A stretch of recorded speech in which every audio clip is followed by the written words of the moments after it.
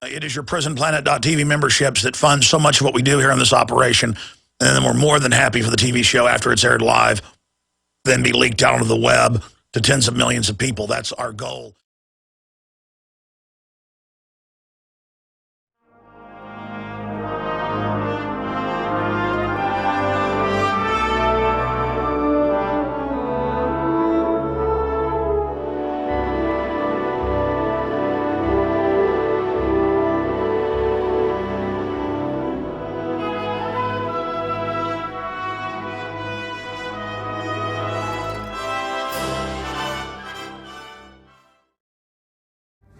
Ladies and gentlemen, we are locked and loaded, and we are ready to explode in defense of liberty.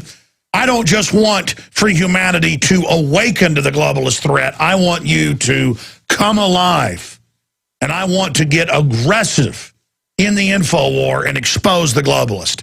Okay, I want to shake the show up. We got a special report, a week in the making, by Aaron Dykes, who absolutely is incredibly dedicated. In fact, if I had to give an award to the most dedicated person in our operation, I don't know if I'd have to give it to Paul Watson or Aaron Dykes. Probably for total hours spent, it'd have to be Watson. But when Aaron is on the track, which is about half the time, of a specific goal, he's probably the hardest working. I don't know. They'd both have to get the gold medal. It probably is a tie. The point is that this is an amazing piece we're going to premiere here for radio listeners. It's a radio special report, but it has video as well, which is extremely powerful. It's award-winning, in my humble opinion. What Aaron and I have put together. I came up with the concept and the information, but Aaron just presented it in an amazing fashion. And he could have even had it out quicker, but he wanted to take his time with the information.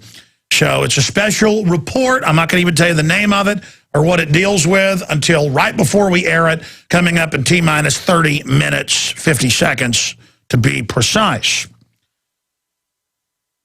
Let's just shake the show up. Before I even tell you what's coming up or what's in the news, I want to hear what you'd like to talk about. I think Neil Bortz calls it rapid fire. I've always talked about, trying to have radio graffiti. I think that's what Alan Combs calls it.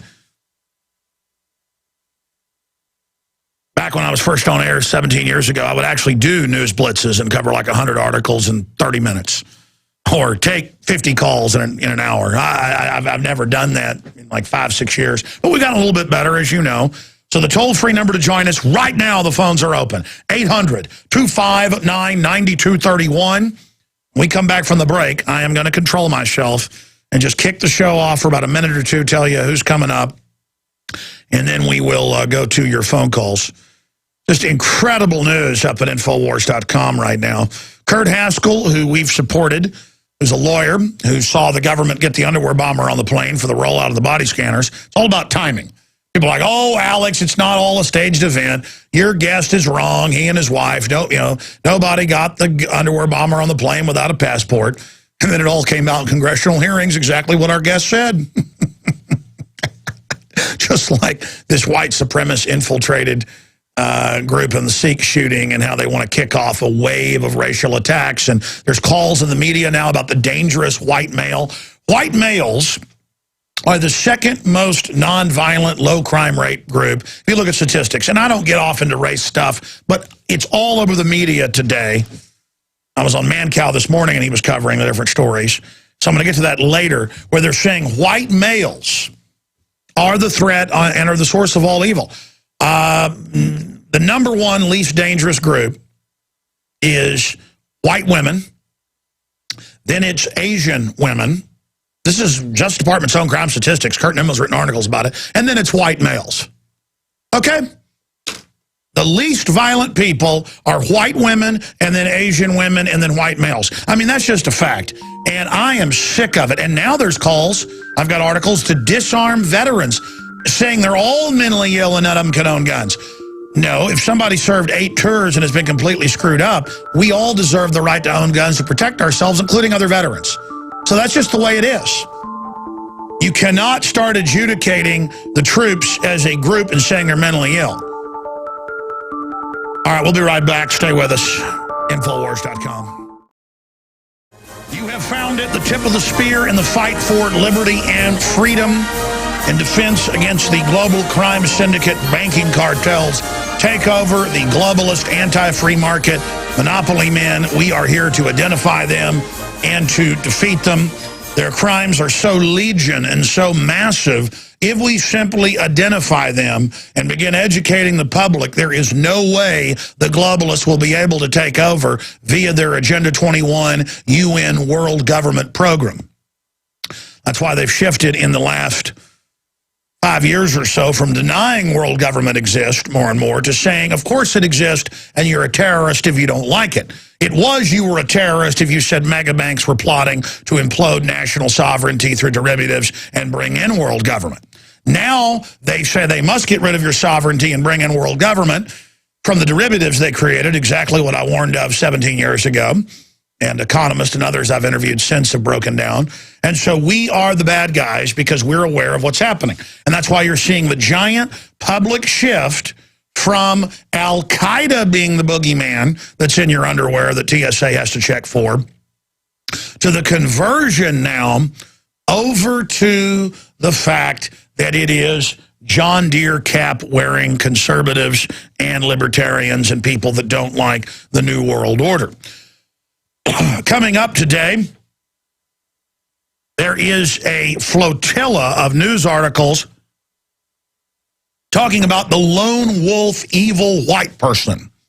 So it's gone from, as I told you a few years ago that we saw in internal Homeland Security reports, that it's the Muslim extremists, give up all your rights, they're hiding in your underwear, the TSA has to check right now, to white males are everywhere, they're vicious, they're racist, they're murderers, they're criminals, lock up your wives, your daughters, your children, they're everywhere, we've got to take their guns. That is, the veterans need to have their guns taken, that's in the news.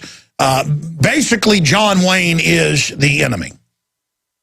And I told you that was going to be the public rollout. We could see the rollout being prepared behind closed doors because first they get their minions ready for the new enemy. And I told you, okay, coming out of that gate's going to be this particular gladiator. Because, see, here's the analogy. I've been behind the gates. I saw who they were getting suited up and ready. I walked out and said, okay, coming out of that gate is going to be a guy with a trident and a net because I saw him getting suited up. People are like, oh, no, you didn't see that. Boom, gates open. Rah, charging out right at us is the false flag terror attacks to be blamed on the evil whitey. Because it could be anybody. I mean, the terrorist could be anybody who's a Muslim, anybody who's got brown skin. They've all now been properly demonized as terrorists, and now who do you get? Oh, now the John Deere cap person. By the way, I've been at the urban drills. I've shot video of it.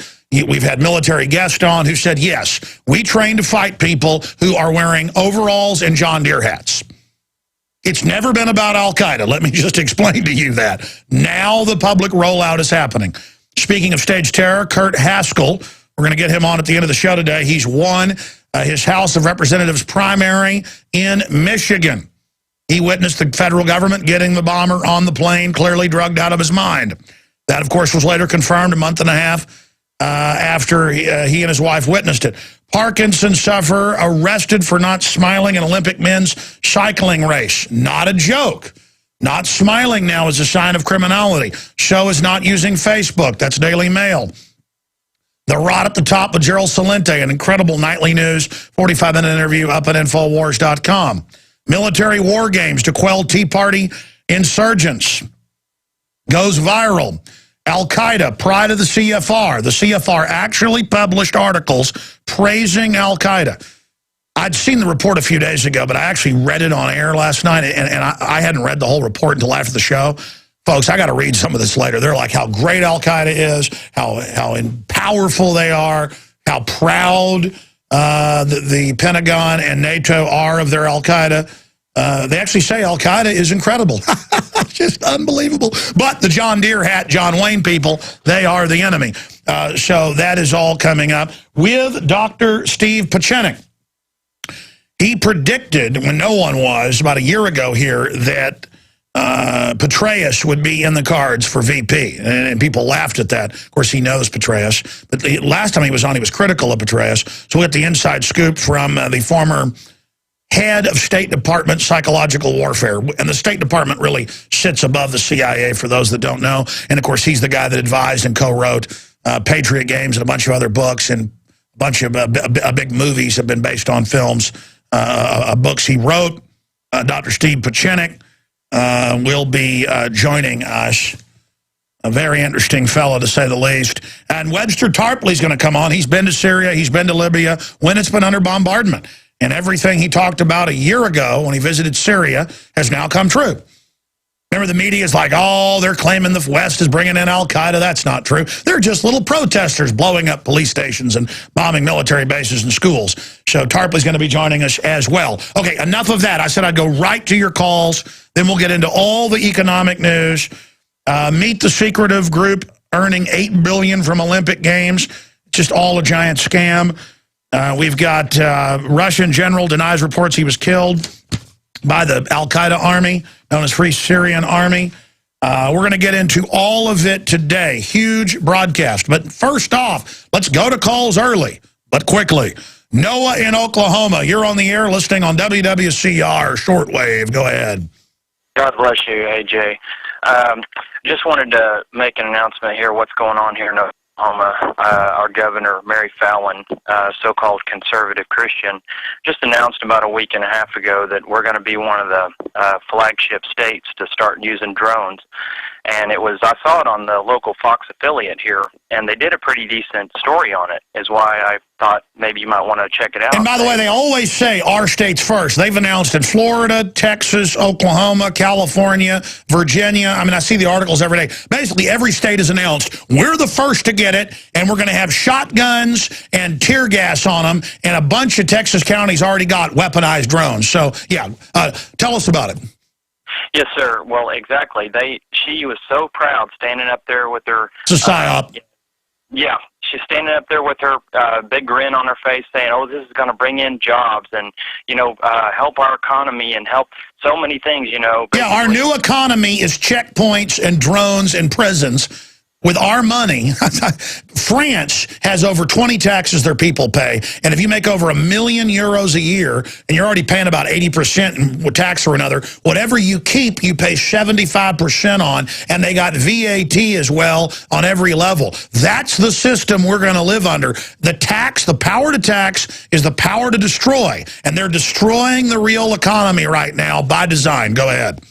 Yes, sir. Well, on the local Fox affiliate, I was really surprised, but they did a fair piece on it, and they actually covered the issues that you and I would be concerned about. And the man that was doing the interview, talking to the people that were going to implement this program, was saying, what about our privacy? What about, civil liberties? The guy was actually asking some decent questions. So if you can punch that up on YouTube, I don't know if it's out there or not. Somebody may have posted it, but it was a fairly decent piece. The guy Sure. did. What was the name of the station? It's Fox 25 of Oklahoma. Sure. We'll look up Fox 25 Oklahoma drones. Thank you so much. The courts have all ruled it's illegal. If you've got a fence around your house, a privacy fence, and a drone flies over it, it is violating your privacy. If it flies, what is it, less than, if it's above, I forget the exact rules, but I believe it's 5,000 feet. Now, 5,000 feet, they can fly around, surveil you. But again, it's all about this feeling of they're omnipresent and we're small. And it's about weaponizing them so they can send the drones out. Well, we covered the article yesterday that was adopted as policy. That's the issue. This colonel wrote up this full spectrum dominance in the homeland 2016. And it's a perspective, and it was adopted into an overall plan by the chairman of the Joint Chiefs of Staff, Dempsey. And they say, we're preparing for war with the Tea Party, and it actually says the Tea Party will link up with al-Qaeda. And, Business Insider and others have the headlines of Firestorm after Colonel's report prepares for Tea Party insurgency. That's not the firestorm. It says al-Qaeda is going to infiltrate into the U.S. from Mexico and link up with the Tea Party. Ladies and gentlemen, Ladies and gentlemen, the Tea Party is the most Islamophobic group. It's unbelievable how dumb they think. But I told you, they're going to blow stuff up and claim patriots work with Al-Qaeda. I told you that a long time ago. I know these people. I eat, drink, and sleep it. I'm inside their mind. Moses in Colorado, you're on the air. Go ahead. Hey, Alex. Yes, sir. I'm convinced that our InfoWars remain vocal, watchful. They're not going to be able to do black ops around me because I'm going to pimp them out. I'll bust them and I'll blow the whistle on them. So that's one of our biggest hopes, is just like Kurt Haskell, and they know it. That's why they're really freaked out. They've said it. Our people are everywhere, terrorist, globalist. We know who you are. We're watching. We're going to catch you. Just like Kurt Haskell caught you putting the drugged-out underwear bomber on the plane. I mean, I've been too near to death from these people to be bothered by them. I'm going to, expose them. Isn't it a good feeling to not be afraid? Sure. I'm mad. I'm beyond any kind of fear. Well, it's not fun if they get you and torture you and stuff, but you know what? It doesn't matter. You're still a good guy. They're a bad guy. It's a spiritual decision, and once you make that decision, you're beyond them. We've got the Lord's angels that we can call on. They're probably protecting us half the time anyway. Oh, they are protecting us all the time, and if we get struck down, it's for the greater good. That's why I don't pray to God and ask God for this, ask God for that. I just say, please make me not be weak and help me be a strong vessel against the enemy. We'll be right back. Stay with us, ladies and gentlemen. I'm Alex Jones, and you have found it. The tip of the spear of liberty, driving right into the guts of the globalist. We'll be right back. Stay with us. All right, let's go back to your calls. We got a special report coming up after the break.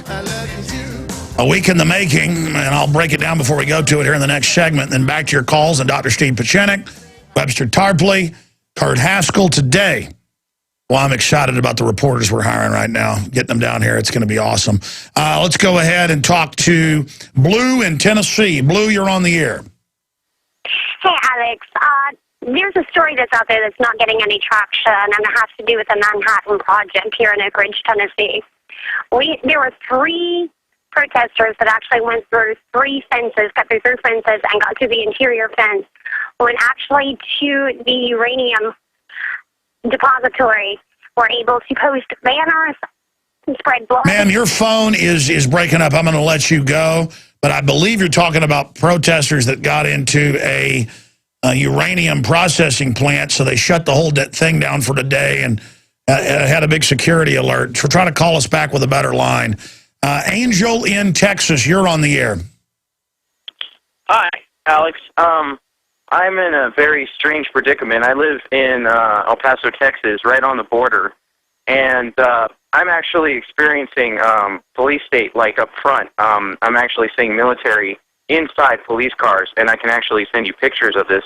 I'm actually seeing drones and helicopters and all kinds of crazy stuff here. One of the questions now, you're down by Fort Bliss, aren't you? Yes. That's yes, Joint Task Force. That's Joint Task Force 6. What's going on is that's actually where they train them, and then they exfiltrate back into police departments all over the country and get the police through peer pressure to engage in the illegal activity of military in kind of, they're not plain clothes, but they're just solid blue or black generic police uniforms. And they use them to kill citizens, what they call high-risk warrant service, mainly gun shop owners, gun owners, veterans. And I've confirmed from the sources, but we've also seen it in the news, but it's buried in the back of the paper, where they bring in military, not just at Waco, but all over, not just Ruby Ridge. It's standard to go in and kill U.S. citizens. It's totally illegal, but so is and mainly they're killing veterans, so they use military to kill military. And also rural folks that won't turn their land over. And then, of course, they use drones on people with their cattle and stuff in North Dakota. But tell us what's happening in your area. Well, see, in my area right now, all I can see for sure is that military are just fully clothed inside police cars, and they're literally driving around in them. I see huge... police aren't even driving in normal police cars anymore. They're driving in these huge kind of... I mean, they're marked as police cars, but they're huge and they look like the Homeland Security kind of trucks. No, they have giant black trucks that are the new Homeland Security trucks going in nationwide. Yes, the police will roll around in giant tanks because the foreign banks took over. These are collaborators. Most of them don't know it. And they are training the military, not just the MPs now, but general military in police work before they deploy Brigade Homeland to every city, every major city. A city the size of Austin will have 4,000 troops in it. A city the size of Dallas will have about 12,000. A place like New York will have about 50,000 troops in it, and we're to be fully occupied by the foreign New World Order Army.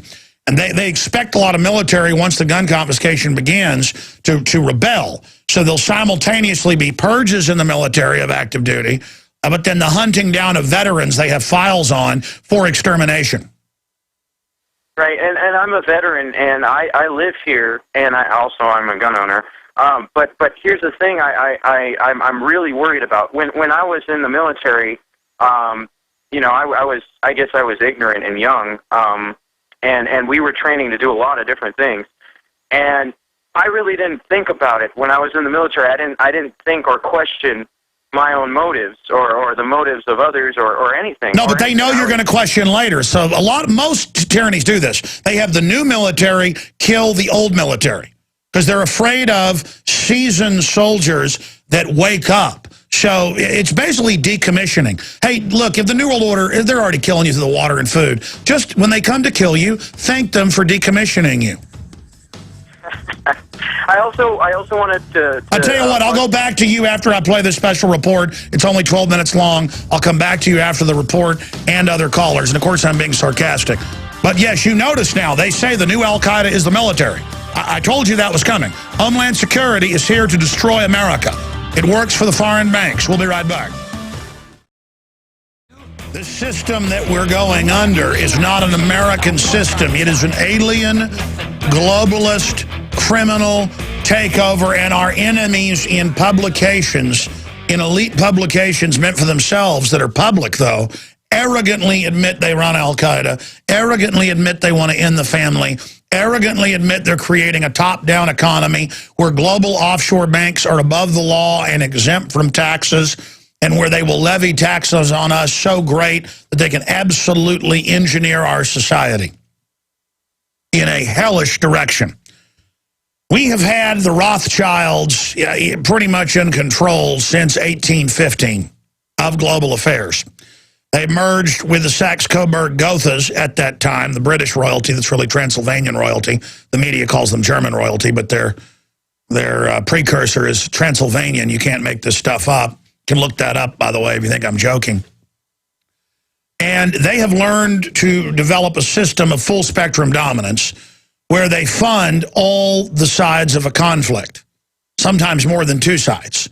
They fund and create a Hitler, that's been in congressional records, to then wreck Europe so they can offer the solution to go take over Europe after it's destroyed with the Marshall Plan, the OECD takeover, the Organization of Cooperative Development, which they admit is at the heart of the euro today. This is a global corporate system that is to be exempt from law, outside of law, with global diplomatic immunity. And so to illustrate this, we have produced a very important piece that we're going to premiere right here on the radio. If you're a PrisonPlanet.tv viewer, you can watch it, and boy, is it powerful with the graphics that Aaron Dykes has put together.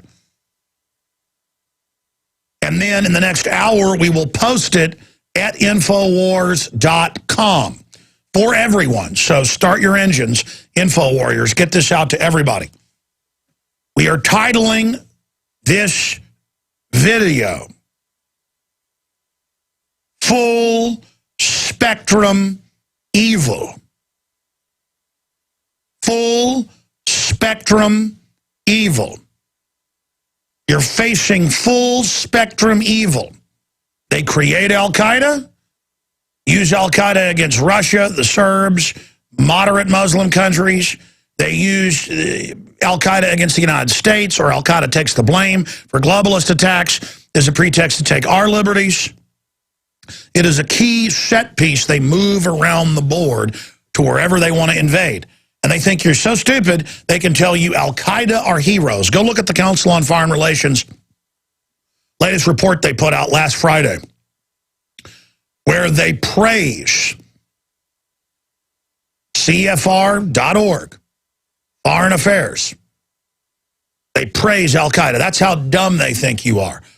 And now they're flipping the script to domestic terrorist and creating this fear that there are white terrorists. They're now saying it on the news.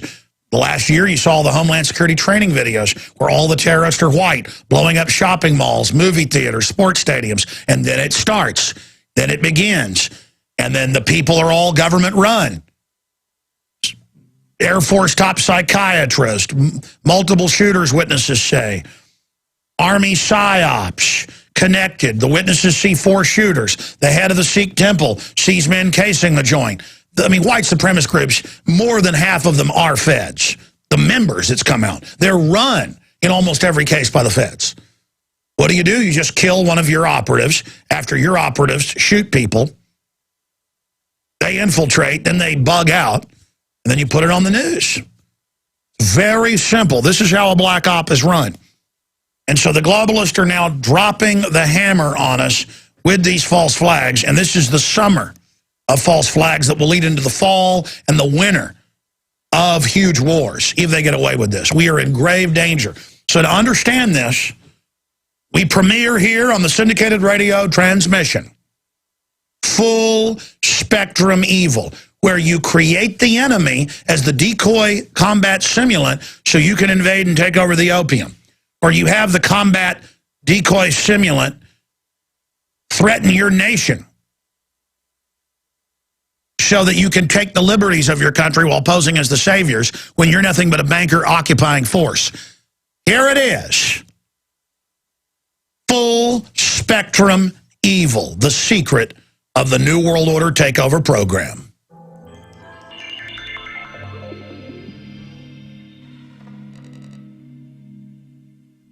Alex Jones here to cover a topic, an issue that is one of the most important I've ever discussed.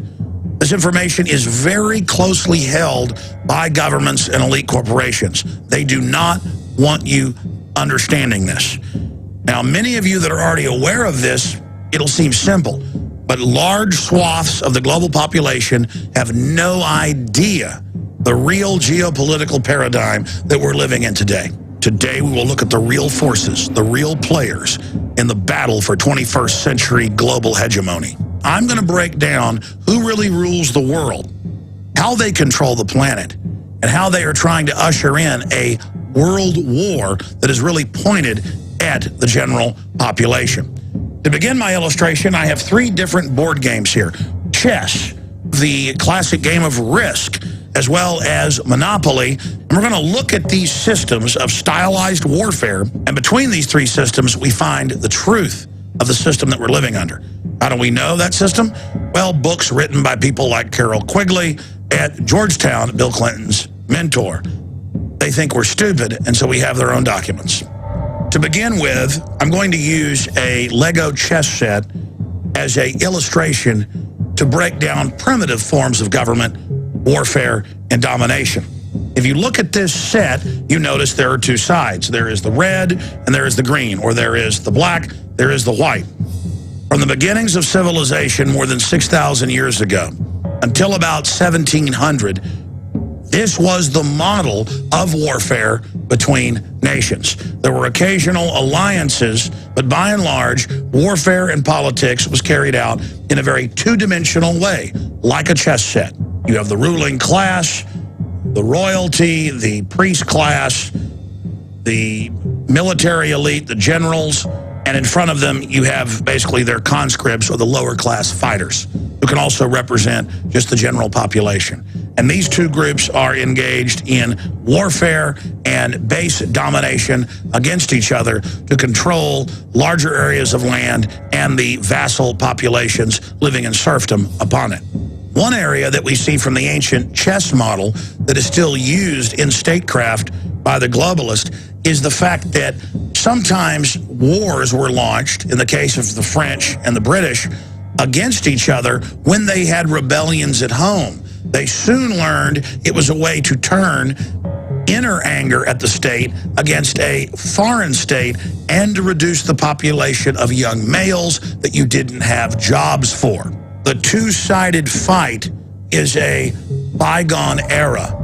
In truth, for more than 300 years, the globalists have been financing multiple sides of wars, knowing that conflict destroys nations and gets countries deep into debt. And that is the key.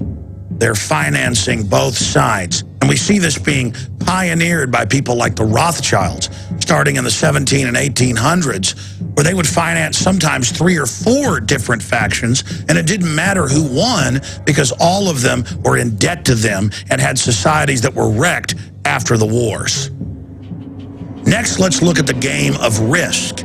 These are primitive attempts to distill down human conflict and domination into a game you can play in a few hours.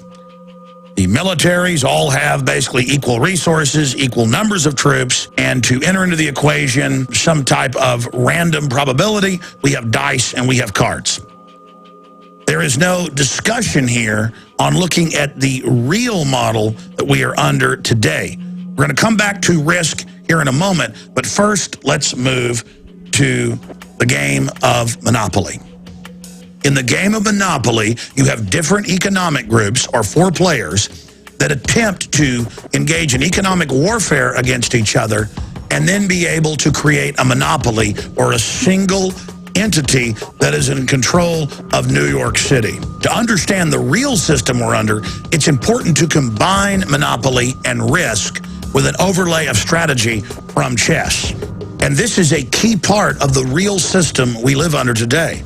The founder of the Rockefeller dynasty famously said that competition was a sin, and they wanted big governments that they financed and control to be able to shut down their competition and pick winners and losers. This is the essence of monopoly capitalism, the opposite of free market, and is simply a form of fascism, what Mussolini called corporatism.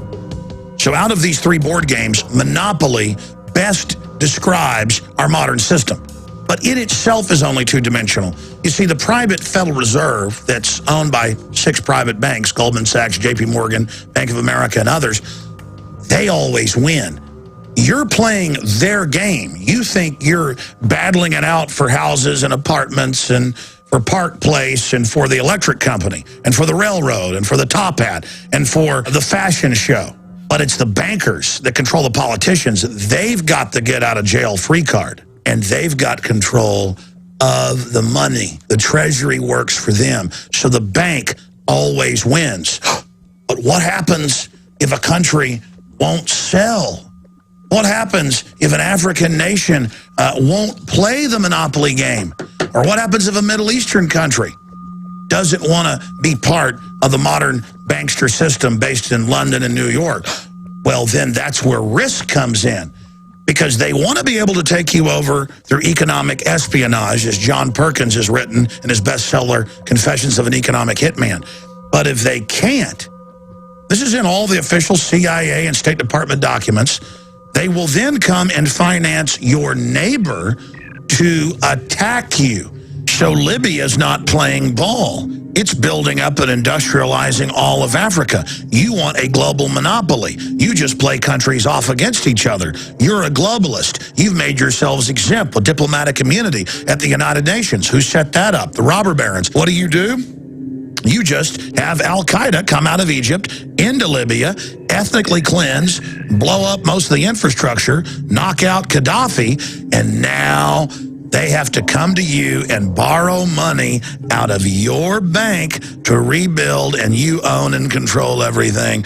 And guess what? If you want to get that welfare check, well, you got to take the vaccines, which, by the way, sterilize you. So they're using the strategy of chess, but they're employing it through a monopolistic system where they have a monopoly on the issuance of currency and credit, and they also have the biggest militaries on earth from the United States and Europe, controlled and dominated 100% by them. They've announced that we're totally their slaves, and they have such disdain for us, they use our supposed enemy Al-Qaeda against the Russians, against the Serbs, and now against other Middle Eastern nations.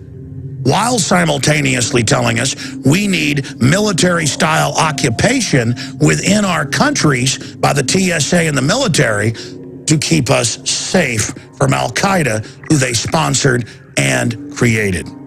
And remember, the banksters are openly crowing and bragging that they have conquered you through monopoly capitalism. The question is, do we all work for central bankers? That's what I want to address to our guest tonight.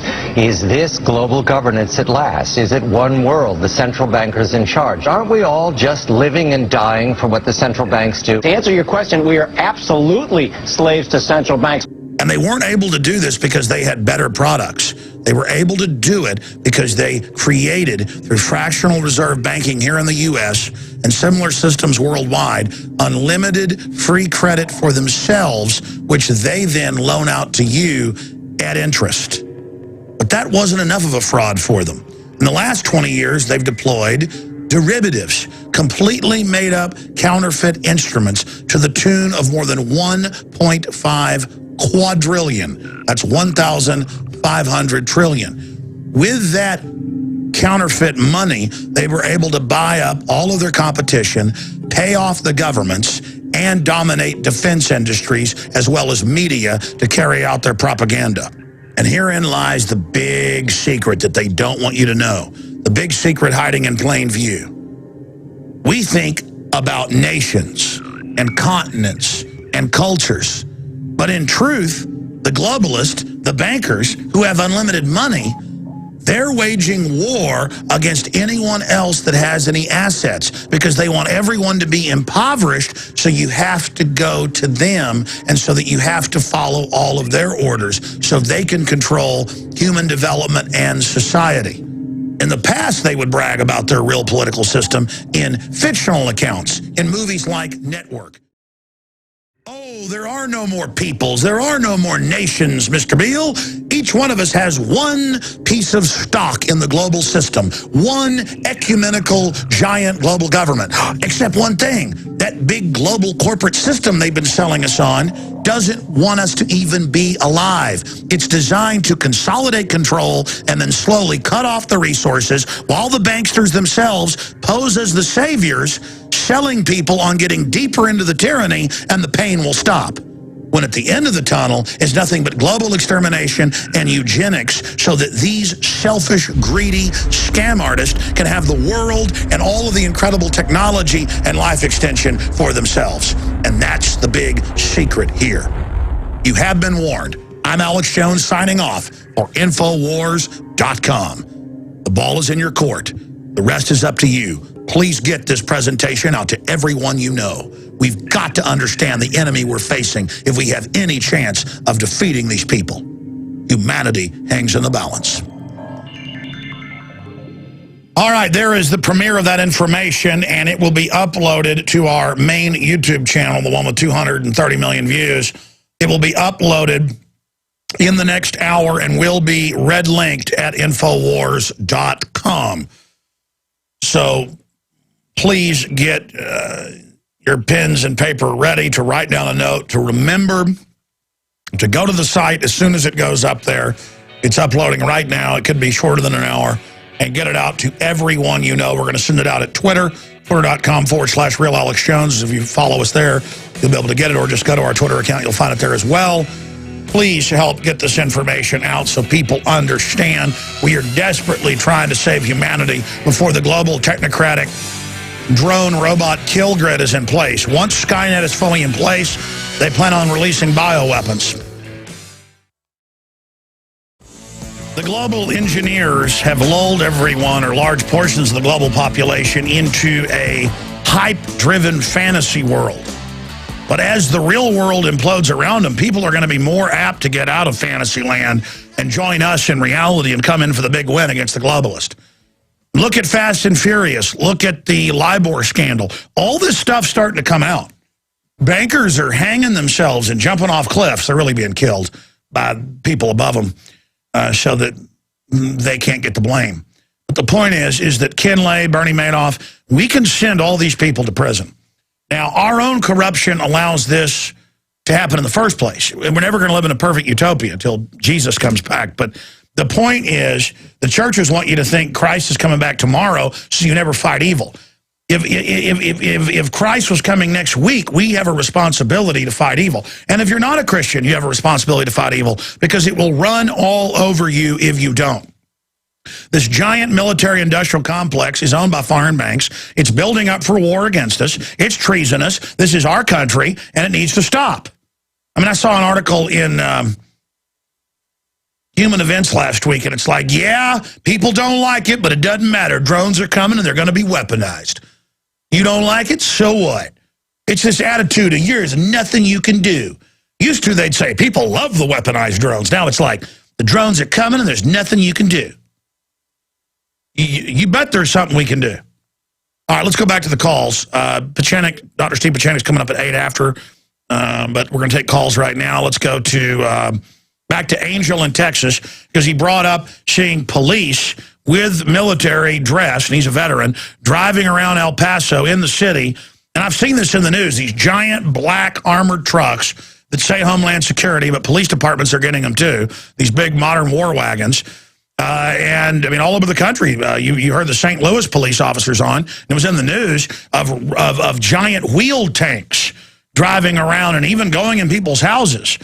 I've got footage of where they've done urban warfare drills and set up real checkpoints. I mean, that's been in the news in Tennessee, you name it, just a few years ago. So yeah, they're getting us ready for this. What was your other point, sir? I think that they run drills where I live as well. Because I actually can see them from Fort Bliss, just running certain drills. I don't know what exactly they're doing, but they're getting prepared like crazy, like really hardcore. Like they're really. All I got to say is, like, when I was in the military, I mean, the thing is that these young kids, they're just going to do what they're told, Alex. They're just going to bust through the door and they're just going to shoot people. Well, that's why they have. I mean, the military invented shoot 'em up video games. The games like Doom are to create instinctive shooting, get some, as they call it. And yeah, that's what's going to happen. And the Civil War will start, and the bankers will sit back and laugh about it. What if this false flag is even more obvious? Like for example, with the James Holmes incident, I noticed something. I have a side-by-side photo of James Holmes and the guy in court on my website, and it looks shockingly different. I mean, to the point where even the nose has changed. Well, listen, I mean, look, the big tip-off is the underwear bomber was drugged up, so is Holmes. Holmes can't even talk. Okay, I mean, it's simple. They go shoot up a building, doesn't matter what people see, you bring in a drugged-up patsy. Because mind control's hard to run. I mean, you can get, like, Syrian was drugged out, but they pinned his arm, he shot the gun against the wall, the cops said, no, the guy behind him shot RFK. That's in the police reports, but the media just said, no, it was Syrian. So a lot of times now, they don't even have the drugged-up mind control guy do the shooting. You have a foreign black op team do it, you have the drugged-up idiot waiting in the parking lot. That's just how they do it. Ladies and gentlemen, coming up in about 5 minutes, we're going to be talking to Dr. Steve Pieczenik. We're going to be breaking down talk of him being the running mate of the Republican presumptive nominee, Mitt Romney. We're also going to get into the staged bin Laden supposed killing. That is all coming up. Right now, let's take a few calls in this short little segment. Let's go to Karen in Arizona. Hi, Alex. I would like to let you know about an environmental and sustainability summit coming to Prescott on the 16th and 17th of August. And they should call it Land-Grabbing Enslavement Conference, or turning Prescott into a giant control-freak prison being henpecked by bureaucrats. But I guess they're not calling it that. It's by Arizona Manufacturing Council and Arizona businesses advancing sustainability. And if we can get as many info warriors from Arizona to come to this conference, the main conference is going to be on the 17th. And isn't it interesting, the ADEQ is Henry Darwin. Isn't that a similarity of interesting of names? The panelists Henry Darwin and Cabrera Massey, Adina Stone, but is there a chance that we can get a call out to many of the InfoWarriors to come? And yes, I mean, people who love liberty should constantly be watching everything in their area and going out and confronting globalists at every event they can. And they'll run like the roaches they are. Thank you for the call. Again, we're going to break here in a moment. Dr. Steve Pieczenik coming up with huge news after this break. We've got him on hold because some stations don't carry this segment, and I don't want anybody to miss the info. Let's talk to Rob in Washington. Rob, you're on the air. Go ahead. Yeah, hey, Alex, I just want to say God bless you. I know you don't like to hear all that stuff, but, hey, man, I love you to death anyways. But I just wanted to bring up the Obamacare makes RFID chips mandatory March 23rd, 2013. Well, what it says is it'll make insurance pay for it. Okay. And they're putting chips in the pills now and a bunch of stuff. But it does move into government-run, medicalized tyranny. It does have these panels, these death panels. They admit they're not, oh, you're above 65, you don't get eye surgery. I mean, it's the hellish system they have in Canada, the hellish system they have in England. Well, from what I read on this discussion, or like the breakdown of it being a Class 2 device, that they're talking about implanting that microchip in people. And I'm thinking the Mark of the Beast, Revelations. Yeah, well, sure. I mean, there are moves everywhere to make Alzheimer's patients, prisoners, you name it, take them. People, we were at a swim meet with our children a month ago, and some father's like, yeah, I guarantee when they come out with chips, I'm putting them in my daughter. I don't want to have to watch her, as if that's going to make you safe. All of this stuff has back doors built into it for tyranny. Well, I'm just wondering how they're going to try to force you to take it, because biblically it says that if you take the mark, you're separating yourself from God. I know this isn't a Christian show all the way, but my concerns are What do you mean it's not a Christian show? I appreciate your call, sir. Listen, it isn't about whether it's a Christian show. Most of the shows you hear on the radio that are on religious stations are worshiping world government, worshiping tyranny, Romans 13, Hitler's favorite Bible verse, do what the government says, all of this stuff, the Founding Fathers are bad type stuff, okay? This is a radio analysis, commentary, rant, guest transmission. So it's not like you can't call in and read Bible verses if you don't want to. But then it hits a stickler with me when people are like, ooh, I mentioned a Bible thing. Ooh, that's not okay. Because that's not what we're talking about here. Dr. Steve Pieczenik coming up. Okay, for the balance of the hour, the next 52 minutes, Dr. Steve Pieczenik, MD, PhD, is going to be our guest. He was the head of psychological operations for the State Department, advised the Pentagon, has been involved. We'll just look up his name and takedowns of governments all over the world, you name it, but not with armies, with psychological warfare. He's an expert in false flags. He's exposed on this broadcast 9/11 as a false flag and other events. He said that the shooting in Norway was not an inside job. I don't know his take on the new shootings, and I wanted to get him on because he said like over a year ago, he said on this show, you all heard it, that he thought Petraeus would be in the running for vice president. And I've always found Drudge and his sources. Drudge doesn't go with something when Drudge writes an article maybe once every 2 weeks or something. Or his sources there in D.C., some of which I've met with and know, they don't go with something unless they've got it from the highest levels. And their word is Obama was concerned that Petraeus may be picked as the VP, that would be a strong VP pick to Romney. Petraeus just said that's not the case, but they always say that. But Dr. Steve Pieczenik showing his inside knowledge. I was saying that a year ago here, just like he said they had bin Laden on ice and would stage his death, announce his death later as a stunt. He broke down how that was a fraud. Now they're running TV ads, have a movie coming out about it. We'll get his take on that coming up later as well. But he separately, I believe, because he's talked to the producer, I haven't talked to him yet, said he wanted to get into the shooters, which I see this as a October surprise, because I saw the pre-scripting by Homeland Security saying it isn't Al-Qaeda now, it's going to be right-wing groups. And then you have Air Force psychiatrist over him, and you have a sheep-dipped Army, Black Ops, PsyOps guy. Because half the people in white supremacist groups are feds. The feds lead them, like Hal Turner. But I don't even know Dr. Pieczenik's take on that. We'll find out here on air together. I just respect his view. He's also a best-selling author, co-wrote books with Tom Clancy as his expert. Net Force, Ops Center, you name it, trained in psychiatry. I think the only guy to have a degree at the same time. He got Harvard University in International Relations at MIT. So he's also a doctor and a PhD. His novels are based on over 20 years' experience resolving international crises and hostage situations for the Department of State for 4 administrations. So he's a super insider, and he's very, humble, like most big insiders are. But he has incredible courage to come on and say 9/11's an inside job. Now I'm going to try to sit back and shut up because I am obnoxious and let him start with wherever he wants to start. The shooters, Petraeus coming up, his recap of the bin Laden fable. Dr. Pieczenik, great to have you with us. It's always a pleasure, Alex. I think Obama and I can agree on one thing. Bin Laden's dead.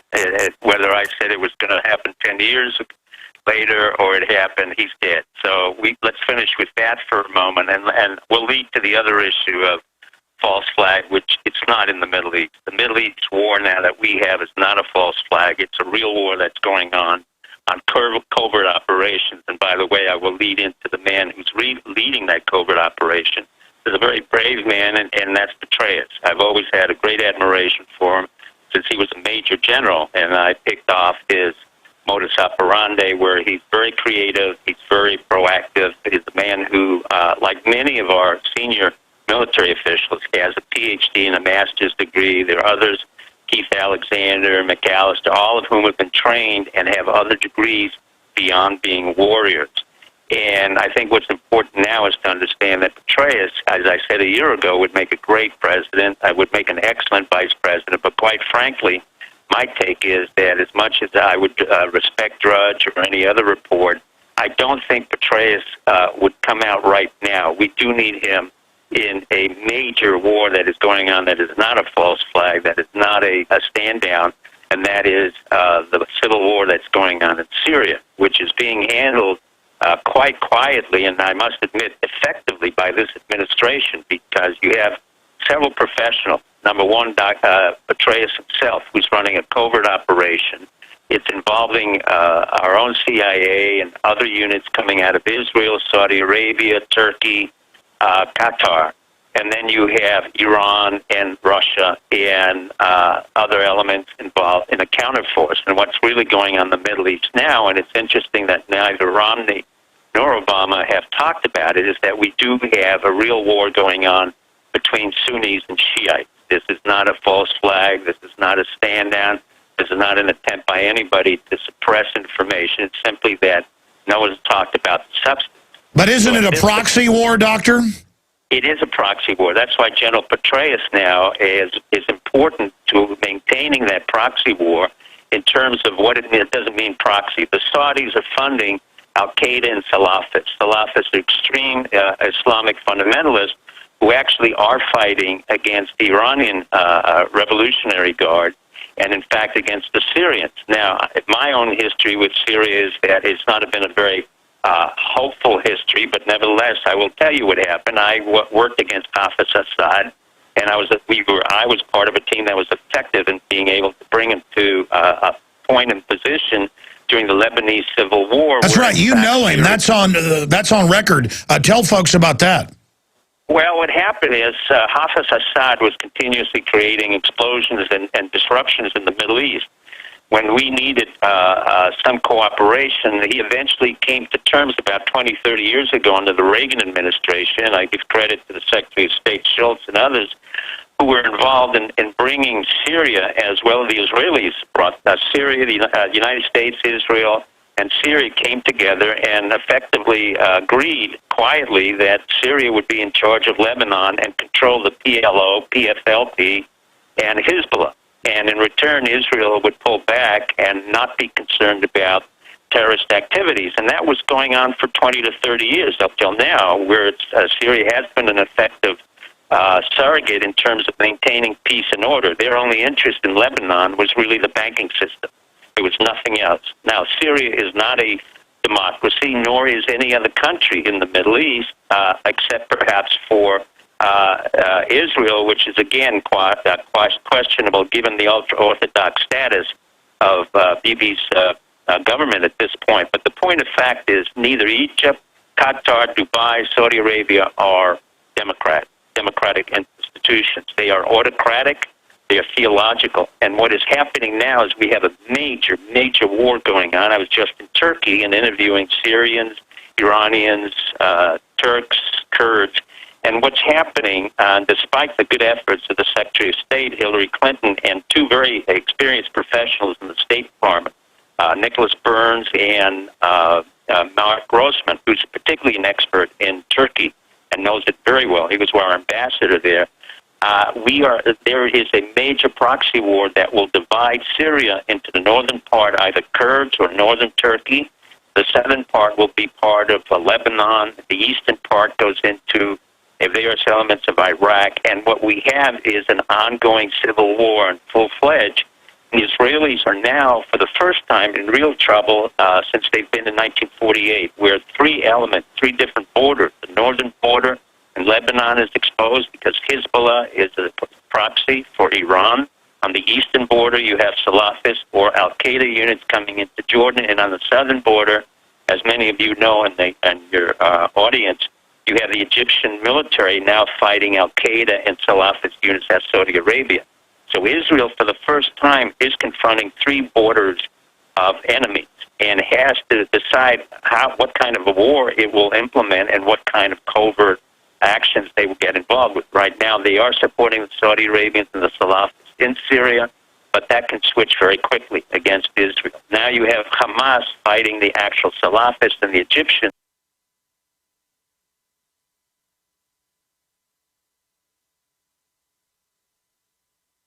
President or vice president. At present, we need Petraeus more than we ever needed him before. So from a point of view of Romney, I think it would be a great choice. I think Portman would be a great choice for Romney, too. But the point of fact is right now we need him in this administration. With all due respect to Drudge and the president, I think the president has selected very well the key man who has to be able to run a covert operation alongside the Secretary of State, Hillary Clinton, and Brannon in the White House. So we have a lot of professionals in the field running a very quiet war where, honestly, neither the President Obama nor Romney has discussed this war, nor has it brought up in the campaign. And I think your audience, the American audience, should be aware of what's happening. Sure, they've got Russian forces in there. You've got Iranian, Hezbollah forces all clashing, but then Al-Qaeda, which even the CFR has been putting articles out praising what great fighters they are against Assad. And again, I know that you tried to stop Assad Sr. and his regime blowing stuff up a few decades ago, but I mean, why is the West helping get the Arab Spring going and then putting jihadis in all these countries? Because aren't they, in the final equation, going to be worse than Assad? Or will they later say, now we've got to invade again because Al-Qaeda or jihadi types out of Saudi Arabia are going to take over and try to cleanse Muslim groups and Christian groups and others? Well, Alex, this is where you and I often come together, and that's my personal point of view after leaving Turkey and interviewing and realizing what the situation is. And I will add a footnote. Not only was I against Hafiz Assad, but I was in Syria several years ago as a, quote, tourist, but I was interrogated by Bashir Assad and his people for 6-7 hours. So I don't have any personal affection for them, but I do have a respect professionally for Bashir Assad and the fact that he is protecting right now the Christians, the Alawites, who are really a variation of Christianity, contrary to what most people think. In 1923, the French created the Alawites as, quote, an offshoot of Muslims. He's also protecting the Druze, the Jews, and it's a very serious intelligence security apparatus that he's maintaining. And you're absolutely correct. My personal point of view is that we have once again allied ourselves with the real problem here, and that is Al-Qaeda. I'm not a fan of Al-Qaeda. I never was a fan. I said 30 years ago we created it as I'll tell you what, Dr. Pieczenik, we've got to go to break. Stop there. When we come back, start back over 30 years ago when you warned the State Department and the CIA not to work with Al-Qaeda. We'll be right back. Dr. Steve Pieczenik is our guest right now. We got Webster Tarpley, who's recently traveled over to Syria on the invite of the Assad regime to assess it himself, joining us. He was also in Libya during the NATO bombardment to kick out their old asset Gaddafi, and now it has come out what Tarpley said over a year ago that Nicolas Sarkozy was on the payroll of Gaddafi. That's why Gaddafi cozied up to the West and actually financed his election with the money. So he's now basically been raided and is quasi-hiding out, may go on the run. Here's the issue. We know they want to take out Syria before they go into Iran so that Syria can't attack through Lebanon with Hezbollah. We know Israel in 2007 basically got beaten by the anti-tank weapons. But those weapons are still in place. And so I see the big mega banks that are imploding the world economy right now wanting a big war. And that may be why they're pushing through, even though most of the Israeli intelligence and others have said, don't do this. Dr. Pieczenik, looking at just the wide picture in layman's terms, because you've been involved at all levels of this over the last few decades, and we left off, Doc, with you saying 30 years ago you didn't want to work with al-Qaeda. I mean, I understand the elements of the West want to take out the mullahs in Iran, but I mean, Saudi Arabia and al-Qaeda, why give the whole Middle East over to al-Qaeda? Well, the issue here is really, we don't have, with all due respect to what you're saying, for over 20 to 30 years, the issue of the Middle East is not about Israel. General Petraeus said it very succinctly and very well several years ago when he said Israel is strategic liability. That was not an anti-Semitic statement. That was a very clear strategic statement. The real issue in the Middle East has been over 20 to 30 years, and I've been involved with the Iranians, against the Iranians, with them. The real issue has been Sunni versus Shiite. And what you're seeing now in Syria is the expansion of Iran going into Syria and basically stating today that this is a world war where we, the Shiites, want to dominate the Middle East, and we will fight against the Sunnis. What happened is the CIA, rightfully, wrongfully, 20, 30 years ago, and I agreed with what they did initially, was to use al-Qaeda, although I warned them of the blowback, to fight the Afghanis and the Russians there. And we successfully got rid of the Soviets during the period of Jimmy Carter and then Reagan. And that was successful. The problem is in every successful operation, you create your own destruction years later, and it's untoward consequences. We don't often recognize it. With all due respect to the CIA and intelligence bureaus, we had a blowback, and the blowback is that al-Qaeda came back, the very people who we armed in Pakistan and the Taliban came back to fight us. Now we're in a world where there's not just good guys and bad guys. We have the better of the worst. We're talking about entities now that we don't really have national security interests other than saying we're going to have proxies fighting for us. Right now, our interest in the Middle East is minimal. We don't want to put soldiers on the ground, nor should we. The American public is tired. That's why I want both Obama and Romney to discuss this issue, not in terms of war with Iran and nuclear proliferation or Israel versus Iran, but really what is our national security interest in the Middle East? We have proxies. We have a very good ally in Turkey. We have a good ally in Saudi Arabia, and Qatar, Dubai. The issue then becomes, in those allies fighting Syria, do we have a national security interest? The answer is not really. Our national security interest is shifted correctly, as Hillary Clinton said, to the Pacific Ocean, where we do have an expansive China, which is economically threatening us at many different levels, and they have a potential coup. I don't want to get everybody confused right now, but what happened in that murder case had nothing to do with banking, and nor did the Middle East. The Middle East is strictly a war between Shiites and Sunnis. At this particular point in time, we've taken the Sunni position. My suspicion is within time, due to diplomacy and covert operations, we will probably work with both sides, Shiite and Sunni. The problem will be for Israel to decide how it can maintain its viability in a world where it no longer becomes a prominent power. Going to war, nuclear war, is not an issue for them. They can't sustain it. They're not able to do that. They have been defeated. So the question then becomes, from a body politic point of view, what can Israel do versus their northern border, their eastern border, and their southern border?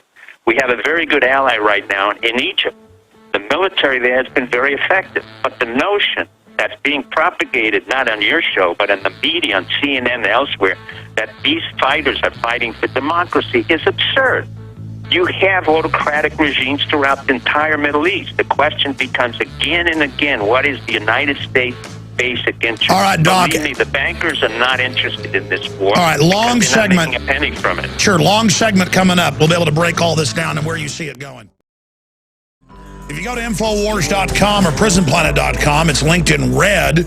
Full spectrum evil, the secrets of global domination, how the banksters that we're just leaving off with like to finance both sides because then they get the countries in debt. The bombed out nations can be bought up very, very easily with fiat currency. And Dr. Steve Pieczenik joining us also has a website which you can check out, stevepieczenik.com. I believe I'm going from memory there. We'll also put it up on screen for people. And he's talking about the different geopolitical angles of this. Doc, in layman's terms, because you've been to all these places, you just got back from Turkey, you've infiltrated governments, you've helped engineer the famous Camp David peace accords. I mean, you've been at the highest levels of all this. You understand all the factions. Where does this lead? I mean, if it isn't in our, quote, interest, and you're saying the banksters don't even want this, then why is Israel accelerating war even when the former Mossad chief and top generals and our own joint chiefs say don't do it? Why then do we see the media pushing for it? Where is the world going? I mean, give us a basic briefing from your considerable understanding. Well, the world is going at a faster pace, you're correct, Alex, but I'm not as concerned about America falling apart. Quite frankly, I'm much more optimistic as to where we are in terms of the country. We're entrepreneurial. We're exceedingly effective at creating new businesses. So I'm more optimistic than I've ever been, and believe me, I'm not that kind of an optimistic guy in general. But the bottom line is very simple. The Middle East now is breaking out because time in the Arab Spring really started out with Tunisia. No one expected it. It moved very quickly to Egypt, then it moved to Libya, and then it moved to Syria. Syria is the fighting ground where Iran basically said, we Shiites, we're a minority, but we want to be the majority. We'll fight Saudi Arabia, which controls the oil, and we want to be the predominant power. Caught in between all of this is Israel, which says, in effect, oh, my God, we've played with both sides. Israel has been with Iran during the 89 war. Israeli pilots flew against Iraqi pilots, which we really flew for. So the war in 89 between Iraq and Iran was really instigated by the United States and Israel to deplete the forces of both Iran and Iraq. Our national security interest at that time was to deplete Iraqi forces. We then went in mistakenly, thanks to Cheney, who called this president the worst president of the United States. He has the gall to do that. It's one of the worst vice presidents in the history of our country. He went to war and lied and sent troops in, and now we are paying the price of having created a disturbance in Iraq, which is now falling apart, where we put Shiites in charge, and the Sunnis, which were a minority, I don't want to get confused, are fighting in Syria to take over Syria, and then they will come back to Iraq and reinstigate another war. So basically, our national security interests, from the point of view, what do we have vested in the Middle East? At this point, honestly, the best thing we can do is to get out of there because it's not to our interest. It's a war between the Shiites and the Sunnis. The major interest that's here is an issue of Christianity. I'm concerned, and I've said it repeatedly to the Coptic Christians in Egypt and the United States, that you are in danger of having Sharia. You are in danger of being killed. It's an original Christian sect, and the same issue for me is in Syria, where Bashir Assad is literally, and so the Soviets, the Russians, are protecting the Christians. They're in the millions. So the issue of Christianity is becoming paramount, and no one is discussing it. And I'm quite frankly tired of keeping on saying Christianity is a problem here, and we do have an interest in maintaining the viability of the Christians in Syria and in Egypt. We can do that by supporting Assad. Unfortunately, we don't have a choice as to democracy or non-democracy, and quite frankly, Russia, who I work against, is also protecting the Christians. From my point of view, the Christian viability is far more important to our national interest than any financial interest. There are no bankers who are interested in this. But let me just say, the Soviets, quite frankly, are owed $10 billion now by Syria, and Syria is not paying them for the armament. So Russia is going into debt and being tied down in the Mediterranean, which from a strategic point of view, I'm very happy. But I'm also pleased that at least Putin is willing to protect the Christians. Israel cannot at this point. And I know you famously worked against the Russians. I mean, to get it... That's correct. All of my enemies have become somewhat of a national security interest to me. Now, I was interrogated by Bashar Assad for 5-6 hours, but I saw the effectiveness he had in protecting minorities. So well, that's right. I read that he had you arrested, didn't he? That's correct. Yeah, he did, for 6 hours, and then he asked me how we could do business together. But the point in fact is that even when you're arrested and you spend time, and I was willing to go there on my own, and I knew what the consequences were. You know, this is not an issue of a government. This is an issue of my personal choice. I made the choice. I knew what the consequences were. Well, quite frankly, I had a very good relationship with the Assad regime, even after they knew who I was. My point here right now is that we, the leaders of our country, have to address these issues in a sober, systematic way because Americans... No, I understand, but the media, Doc, is just hyping war, war, war. So break it down in layman's terms, but in layman's terms, you've got... Look, I can't control the media. The New York Times, the Washington Post, CNN, you know, they're looking for the sensationalism. The real issue in layman's terms is this is a war between Shiites and Sunnis that's been there for generations. It's being reflected right now in Syria with a lot of proxies. Turkey, Russia, Syria, Alawites, Christians, very few Jews, Sunnis, Salafists who are extremists, Egypt, and Saudi Arabia, all of which are proxies to our national interest other than the religious viability. No bankers are making money out of this. Okay, but let's back this up then. I understand there's a bunch of different groups, and the West is siding with Saudi Arabia, and I've always known Saudi Arabia is a lot more powerful force than the media ever points out, because it is so powerful, because its money has been invested everywhere, and it's just unbelievably corrupt and out of control. But we're supposed to ignore all that. But pulling back then, knowing the area, unlike, many people even in your field, how did the whole Arab Spring start? Where is it going? Why did Anderson Cooper and other people, talk about how great it was, what's happening in Egypt as they, persecute Christians and Jews and people? I mean, how did our government get to the point of publicly throwing its lot in with jihadis and Al-Qaeda and the Muslim Brotherhood? Well, that's a very good question. Number one, let me tell you, in 1973, I was first taught at MIT about a phenomenon called the Internet and social media. So the notion that Zuckerberg created social media that was, suddenly was created, that's false. It was done by DARPA, Defense Advanced Research Projects Agency, and the CIA back in 1973. Tunisia was the first spontaneous Arab Spring, where they went against the corrupt authoritarian regime, and there was the beginning of the Arab Spring. Our intelligence community sustained another Arab Spring, rightfully or wrongfully, in Egypt to take out Mubarak. The issue of corruption with Mubarak was very serious, and also it was serious vis-a-vis not the Islamic Brotherhood, but really the military, and whether the military would tolerate Mubarak's son's corruption. And that was an issue for a long time. We never discussed that. But I was involved in putting Mubarak there after Sadat. So we knew exactly how effective Mubarak would be. From that point on, several important intelligence operatives were arrested for things that they felt was important to democracy. But in a world where you can't choose good guys and bad guys, you sometimes have to choose the lesser evil of the two. And in case of Syria, that may be Assad. For reasons that I don't agree with, but I understand, we've chosen to go with the Sunnis. So the Muslim Brotherhood in Egypt, believe me, is nothing compared, and this is very complicated, but I have to explain it. The Muslim Brotherhood or the Islamic Brotherhood is nothing compared to what Saudi Arabia produces. And you're right, Alex. The core of the problem here, the center of gravity, is really Saudi Arabia. It has always been a problem.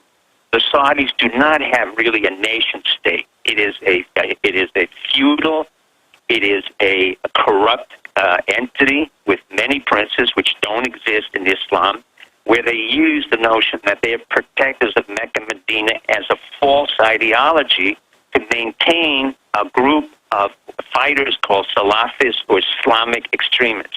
We used them. They were expedient at that time.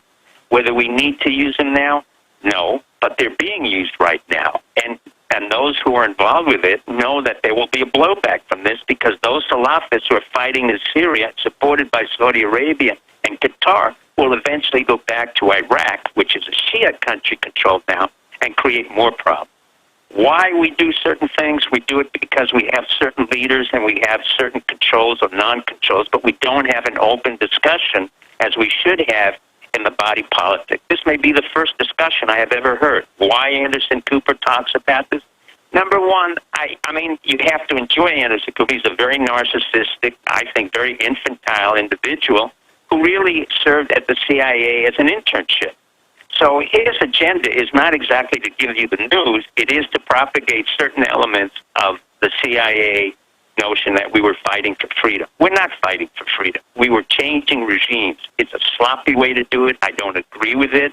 I've been in the business of regime change. We don't need all these operatives. We don't need the military.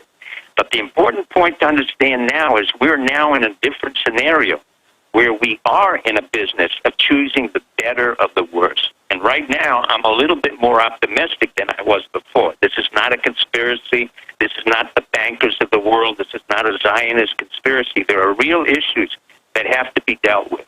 The president, I think, is doing as well as he can. He's not getting credit for it because simply he hasn't discussed it. And in turn, you have Brannon, who's in the White House, doing everything he can on counterterrorism. You have Petraeus in the CIA, exceedingly effective general who understands the limitations of the CIA. Remember, it's not a monolithic entity, as well as working with military intelligence. I don't want to get into components, and trying to avoid bringing in our soldiers into an area where we can no longer fight or want to fight.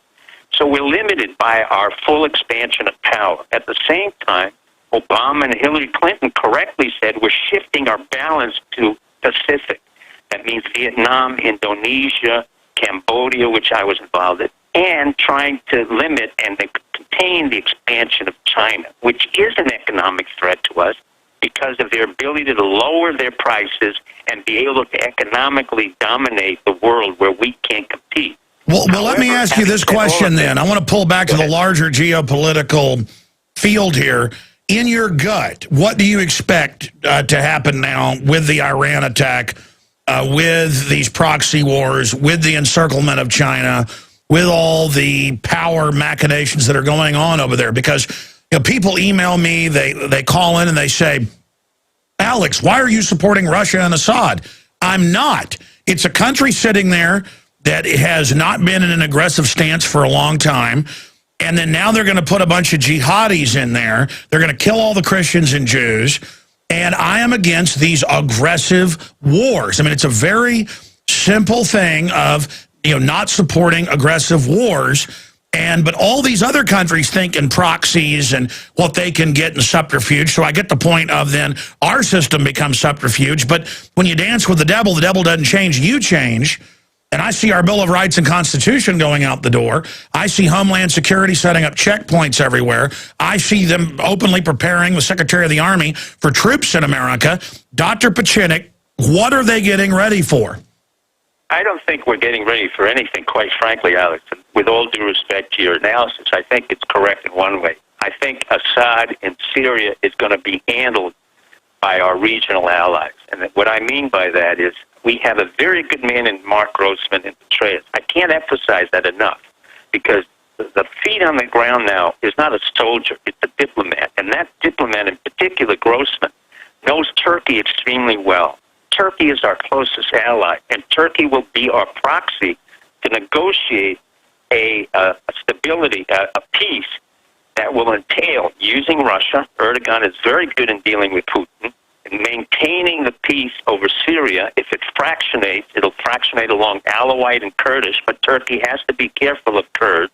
At the same time, Saudi Arabia will have to pull back, as well as Iran will pull back, and the United States will maintain the balance between the Shiites, the Sunnis, the Russians, and this is where I find we're far better positioned than anybody thinks. Having said that, all I wanted to have is to make sure that people understand this is not a false flag. This is not alliance with a devil that you don't understand. It is a world that we are now coming into a reality of balance of power, which has always been an issue. The issue has always been who is in strategic balance and who will predominate in the Middle East. Right now it's between Shiite and Sunni. We are leaving the Middle East. We don't have that financial instrument. By the way, Saudi Arabia no longer produces our oil. And okay, then why did the West stage 9/11 and go into the Middle East and suddenly... Well, you have to thank Mr. Cheney for that, the man who accused our present president of being the worst president of the United States. I have said for 20 years that Cheney should have been in prison. I have repeatedly said, I've known Cheney since we worked together in the Nixon administration. He's a despicable man. He's a man who should have been arrested. He has violated the Constitution. He refused to serve on our war. No, I understand. Let me ask you this. From your research... No, but my point is, one man brought us to war, and now one man criticizes this president and then emphasizes our need to go to further war. It's beyond despicable. And that man should have been held accountable. That nonsense about a heart transplant, that was done by Dr. Frist a long time before he announced it. When he announced it, the man lies. He's a pathological liar. He's an alcoholic. And what I'm saying is an individual can bring you to war when there's no need for war, but he's never been held accountable. And that's where America has to come to reality. Well, Doc, let me ask you this, because I want to, at the end here, coming back from break. In fact, let's just skip this break right now. We're going to skip this network break right now, so we have 10 minutes left with Dr. Pieczenik here. We're going to be technical 9 minutes. Break down from your research why you said day one, as a member of the Council on Foreign Relations at the time, and still with a lot of courage, that it was an inside job on my show 10 years ago, or almost 10 years ago, why you broke down the fact that bin Laden was already dead, which the evidence shows. Why you... I said it because I was trying to warn the American public that we would go to war in Iraq, and the reasons for the war were deceptive, were lies, and that it was created by Cheney and Bush Jr., and by Rumsfeld and others who were involved, Hadley, who was his chief of staff, and others who were the... Sure, here's my next question. I've never asked you this. From your research, knowing how this stuff works, how did they pull off something that big? I mean, I understand you don't know the full operation, you just know they did it. I know the full operation because I taught it at the National War College. Okay, teach us then. What did they do on 9/11? What they did on 9/11, I don't want to go back into it, but basically they realigned everything that we had in FEMA. They had everything that in terms of the FAA. We don't have to go into specifics. I can give you the logistics. You're going to have to look at the Air Force, who was in charge of the Air Force, what the false flags were, who were the generals at the time. This is not what we have right now. What we have is exceedingly responsible generals. No, I understand, but people need to know historically... No, people have to understand that if they want to go back and spend that time now, we're losing time to really understand where we're heading in much faster time, Alex. That's what I'm trying to I know, but they used 9/11 to have the military-industrial complex start setting up a police state here. We need to kill the myth of 9/11, not just to get us out of Iraq, but to get the TSA out of my pants. If you want to kill the myth of 9/11, then bring Cheney and Bush Jr. before a trial and jury and a prosecutor. Doc, here's the thing. I want to take my kids. I want to be able to take my kids to Disney World without a fat pedophile abusing them. Okay, so nobody's going to look. Let me tell you. Let's get it clear. The feds have been doing their job, and they've been doing it very effectively. What happened recently with the killer who has been accused of, where we went into the Sikhs and it was said that he was trained by the Army to be a killer, it's nonsense. The Army didn't train Mr. Page to be a killer. The Army had him in, he was in there, he was a neo-Nazi. The feds, the FBI in particular, have been exceedingly good at breaking up neo-Nazis. Exceedingly good. However, thanks to 9/11 and Cheney in particular, and Michael Hayden, General Hayden, who monitored everybody during 9/11, the FBI had to pull back. Mueller's a very, very responsible director. Sure, what I'm saying is I'm sick of the TSA and the checkpoints. We have to kill them at the 9/11. Briefly, I have no problem with the TSA being disbanded and Homeland Security. No, I know, but here's the deal then. Briefly, I mean, obviously, yes, Cheney took the power for NORAD to do shoot-downs the month before, gave it back after 9/11. They had drills of the targets being hit, so that's how, I mean, we know about the stand-down, but basically, from what I know, correct me if I'm wrong, the hijackers were doing drills of infiltrating airports and getting on board for the Department of Defense and CIA. They were set up. Nerve gas was released on the aircraft because the people said there's smoke, we can't breathe. Then remote control flew them into the buildings. Let's get back to the issue. Do we need the TSA? No. I've had problems with them. They rip off the luggage. You've had the lowest level quality employees coming in. They literally ripped off and stole a Class 3 drug that I had, which was a sleeping pill. You have the worst of the worst being brought in, thanks to Chertoff, thanks to the neocons and Bush. Yeah, they robbed me. They stole a... Alex, I want your audience to address that issue. Yes. Secondly, do we need them? No. Is that an issue for us? No. Is internal security an issue? Yes, but it has to be balanced by the liberties. That's why the FBI has been very responsible on this issue. The TSA is a totally useless organization, which should have been thrown out years ago, and it was set up by the neocons. We don't have a TSA in Europe or Turkey, where I had a lot of Muslims and a lot of potential problems, and they don't have that. So what I'm saying to you, let's address the present issues, but let's go on to, let us give to Caesar that which belongs to Caesar. The FBI has done an incredible job on domestic issues of terrorism without suppression of liberty, on issues of neo-Nazis, of domestic terrorism, and other concerns. If they wanted to suppress our liberties, believe me, they don't have that capability. The internal spanning or electronic eavesdropping that we had came directly from the NSA under General Michael Hayden. I know. He's never been brought forth because he has been brought in on I think Mr. Romney has him, unfortunately, as part of the neocon group. But the issue is no one has been held accountable for 9/11. The same way in the banking system, nobody's gone to prison. Now, the reason I go on your show is very simple. I don't need to promote what I have or read my books. As you know, I'm not interested in really talking about myself. What I'm interested in saying is, America, wake up. We're not as bad as we think, and we're not as great as we would like to be. We do have to have responsible representation. The issue of a president is that domestically, most presidents don't have as much power as that people think domestically. The only time a president of the United States has power is internationally. They go to war. That's why Bush Jr. went to war, Cheney went to war, and they created a false flag. And Rumsfeld said it very clearly. If you blame us Republicans for this false flag, then you blame Franklin Roosevelt. Wolfowitz was a father of this plan because he studied stand down under in the University of Chicago. Richard Pearl, Zalmay Khalilzad. The list is endless. Sure, they were under Lemnitzer. They were under Lemnitzer. Well, they're not on the Lemnitzer. They were trained by Wohlstetter at Chicago when I was at MIT. We knew about this. This is not this is not unknown. Stand down and false flag was created under Roosevelt. It was created under the LBJ. It's not a privilege to any one administration. I know, yeah. Republicans and Democrats have had it. My point now, Alex, is we can work on the past, but we deal with the present and the future. Our biggest problem now for our military has nothing to do with banking, not even the Middle East. It has to do with cyber warfare, which is going on every day now. And a bill was failed in the Senate to support cyber warfare, which we need to support because every minute of every day we're being attacked by countless entities all around the world. I'm not blaming one country, but China is effective in that. And we have not integrated our cyber warfare capacity between the military and the private companies. And I don't know the specifics of the bill, but it failed in the Senate. And here we have a real problem. This is not about suppressing our freedoms or anything else. It's about maintaining the viability of our infrastructures.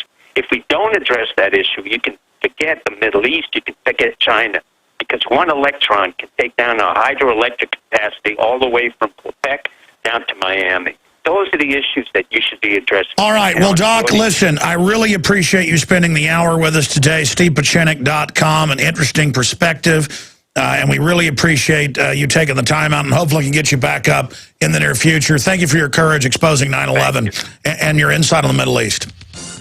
All right, there goes Dr. Steve Pieczenik. We're going to come back with Webster Tarpley and get his view on what's happening. But you just heard Dr. Pieczenik saying this backing of al-Qaeda is really nasty. And I can't believe the CFR would put out an article praising al-Qaeda, what great fighters they are. I read it on air last night. The article's up at Infowars.com with links to the CFR. I mean, we're living in la-la land right now. All right, stay with us. More coming up. Ladies and gentlemen, joining us coming up in the next segment, Webster Tarpley, who's recently been in Syria and Libya after the al-Qaeda takeover. He's going to be joining us. Guys, will you print me the Council on Foreign Relations report that was in Watson's article yesterday so I can actually read those quotes? Or it's over in the other studio from last night where I read the quotes of the CFR going, oh, al-Qaeda is so brave and good and doing such a good job. Listen, if al-Qaeda is brave and good, I'm a monkey's uncle, and I want potbelly pedophiles to not put their hands on my genitals, okay? I don't want checkpoints. I don't want all this stupid paranoia, okay? And let me tell you, the military is gearing up for martial law in this country in a giant Iran attack. Just that simple.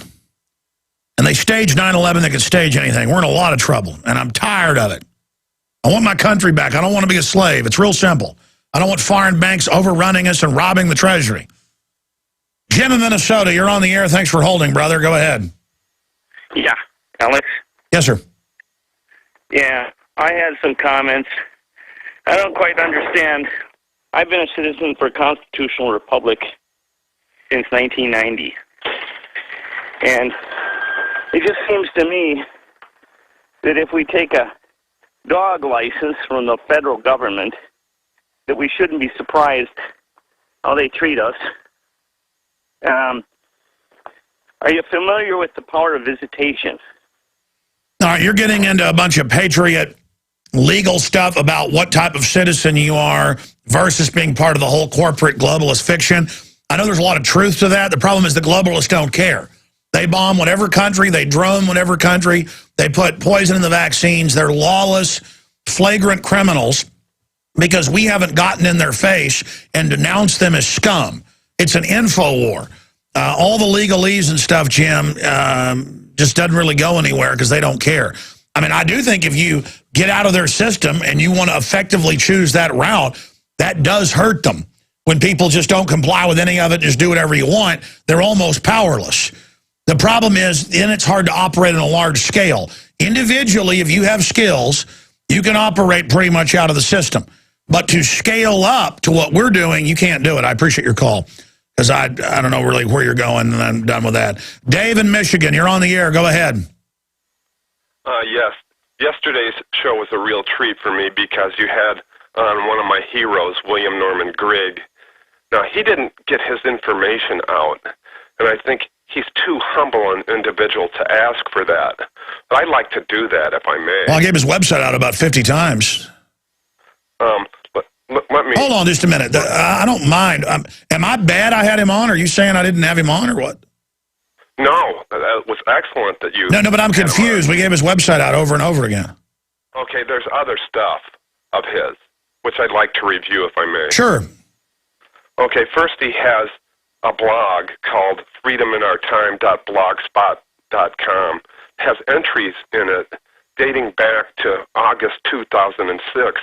If you take those and resequence them, you almost have a good quality textbook. No, he's super smart. I'm really impressed. I mean, I've been watching his stuff and reading it for 17, 18 years, but he's very impressive.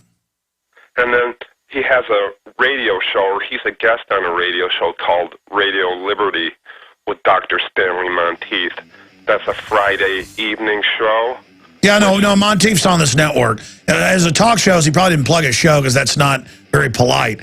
But listen, I got to jump. I appreciate you joining us. I'll be on Coast to Coast AM with George Norrie, and he'll be like, plug your radio show, which is just over the top nice. And I'm kind of like, okay, Infowars.com, but that's why that's happening. All right, we'll be right back with Webster Griffin Tarpley and Dan listening on XM 166. Stay with us.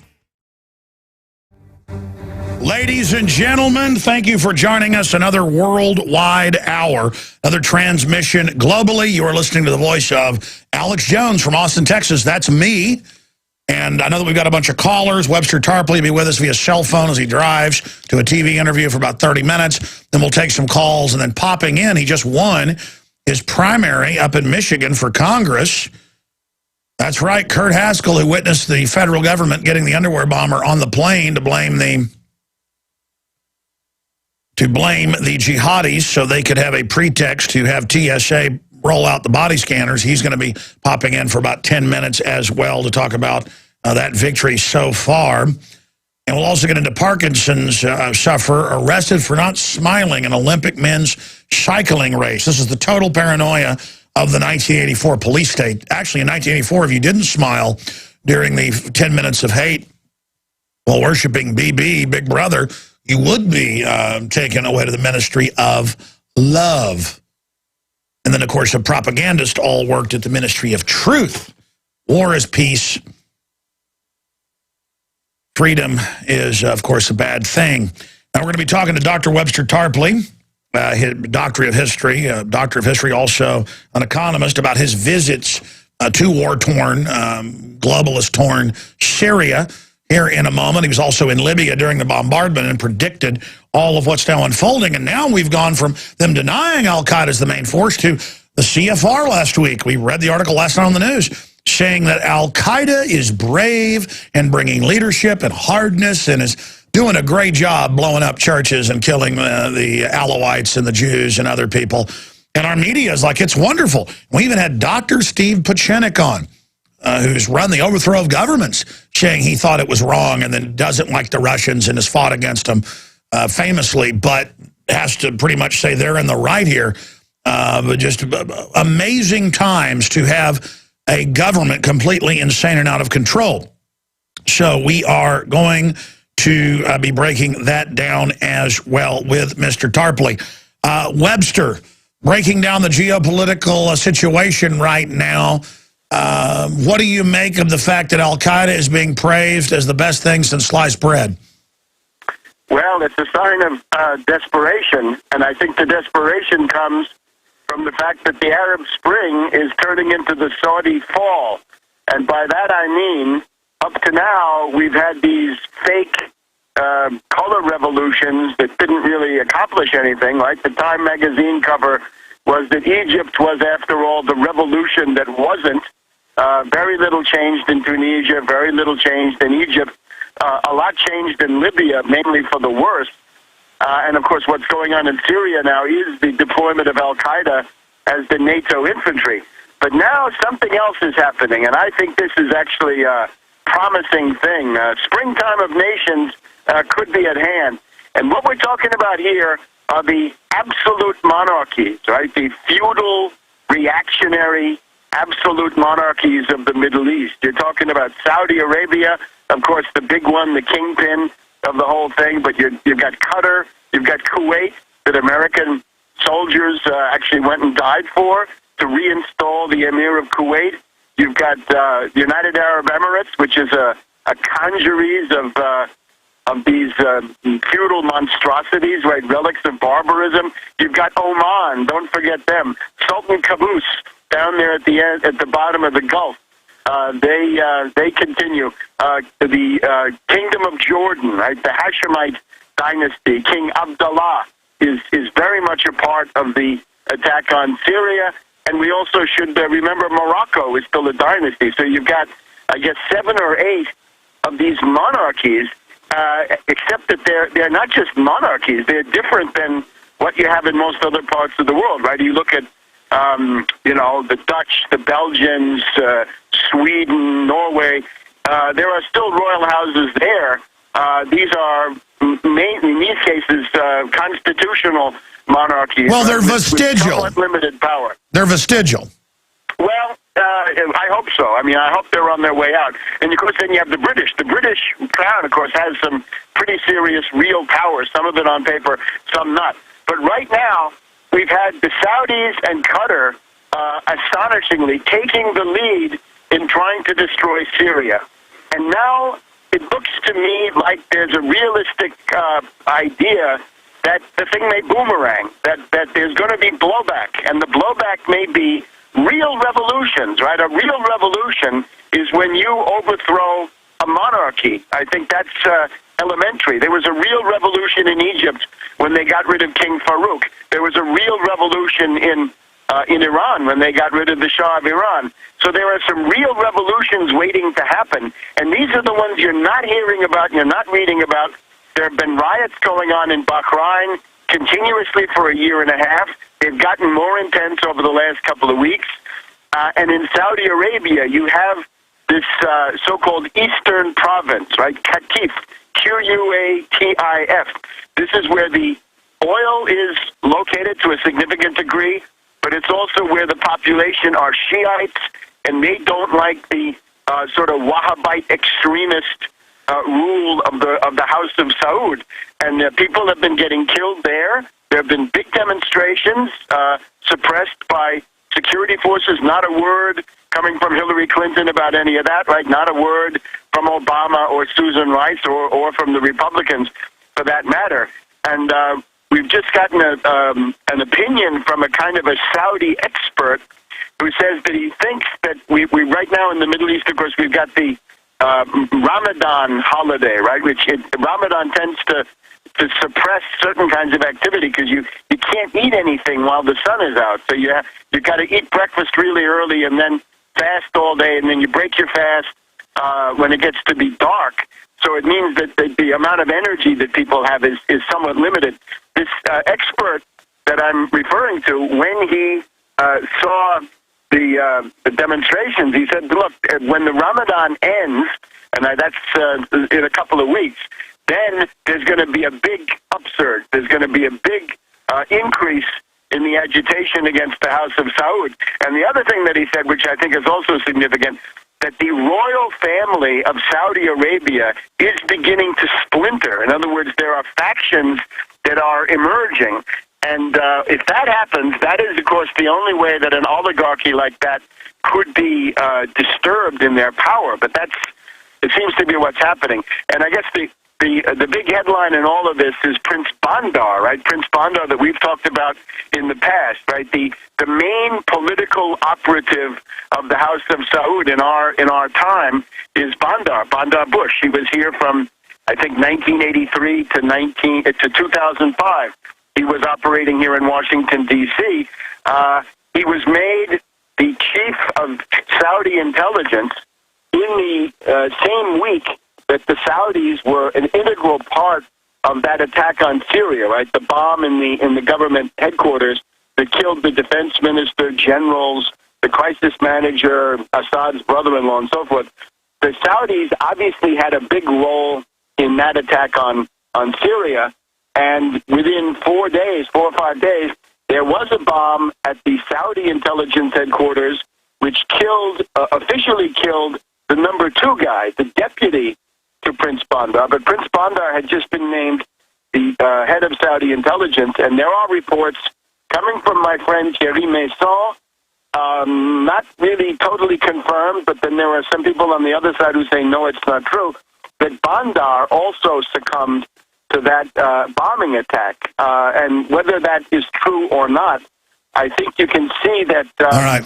Something big is changing. Sure, Webster, let's look at the wide. Hold on one second, my friend.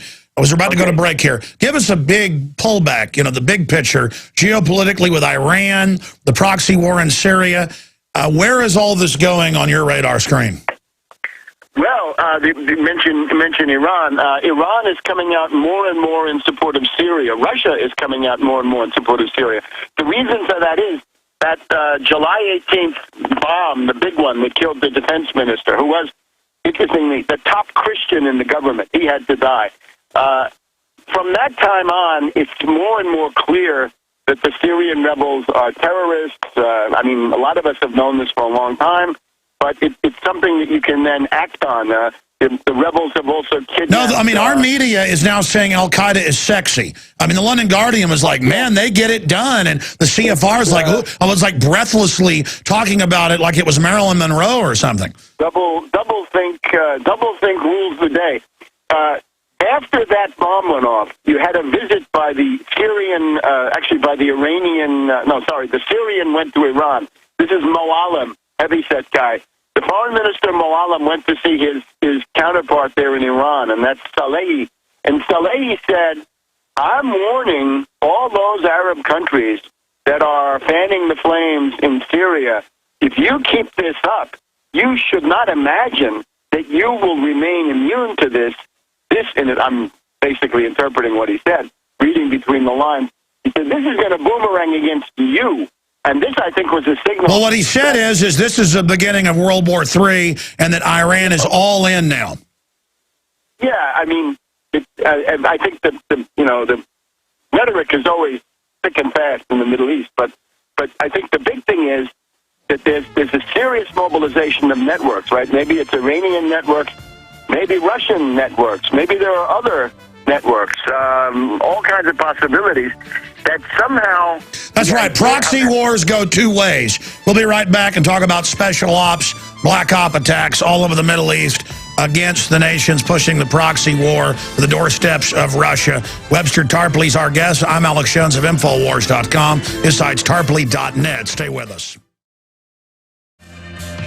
All right, we only got one segment left with Webster Tarpley. We'll get him back on for a full hour on the Nightly News, soon via video Skype. He's on the road right now. Webster, here's the deal.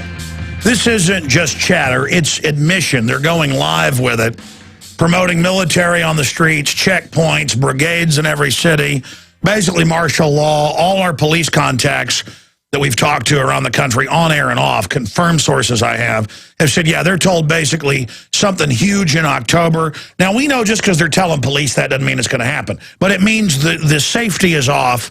They're looking at an Iran attack. They think real proxy networks, not stage false flags, may hit. They're going to capitalize on that to take liberties.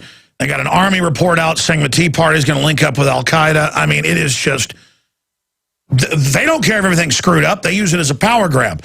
How much better would it have been with Mohammed Mossadegh, pro-West, a freedom lover, secular, building up Iran? It would be a beautiful tourist destination, a great place. We wouldn't have all this going on, but the British strategy of tension, they've just got to wreck all these countries so they can be at the top of the poop pile.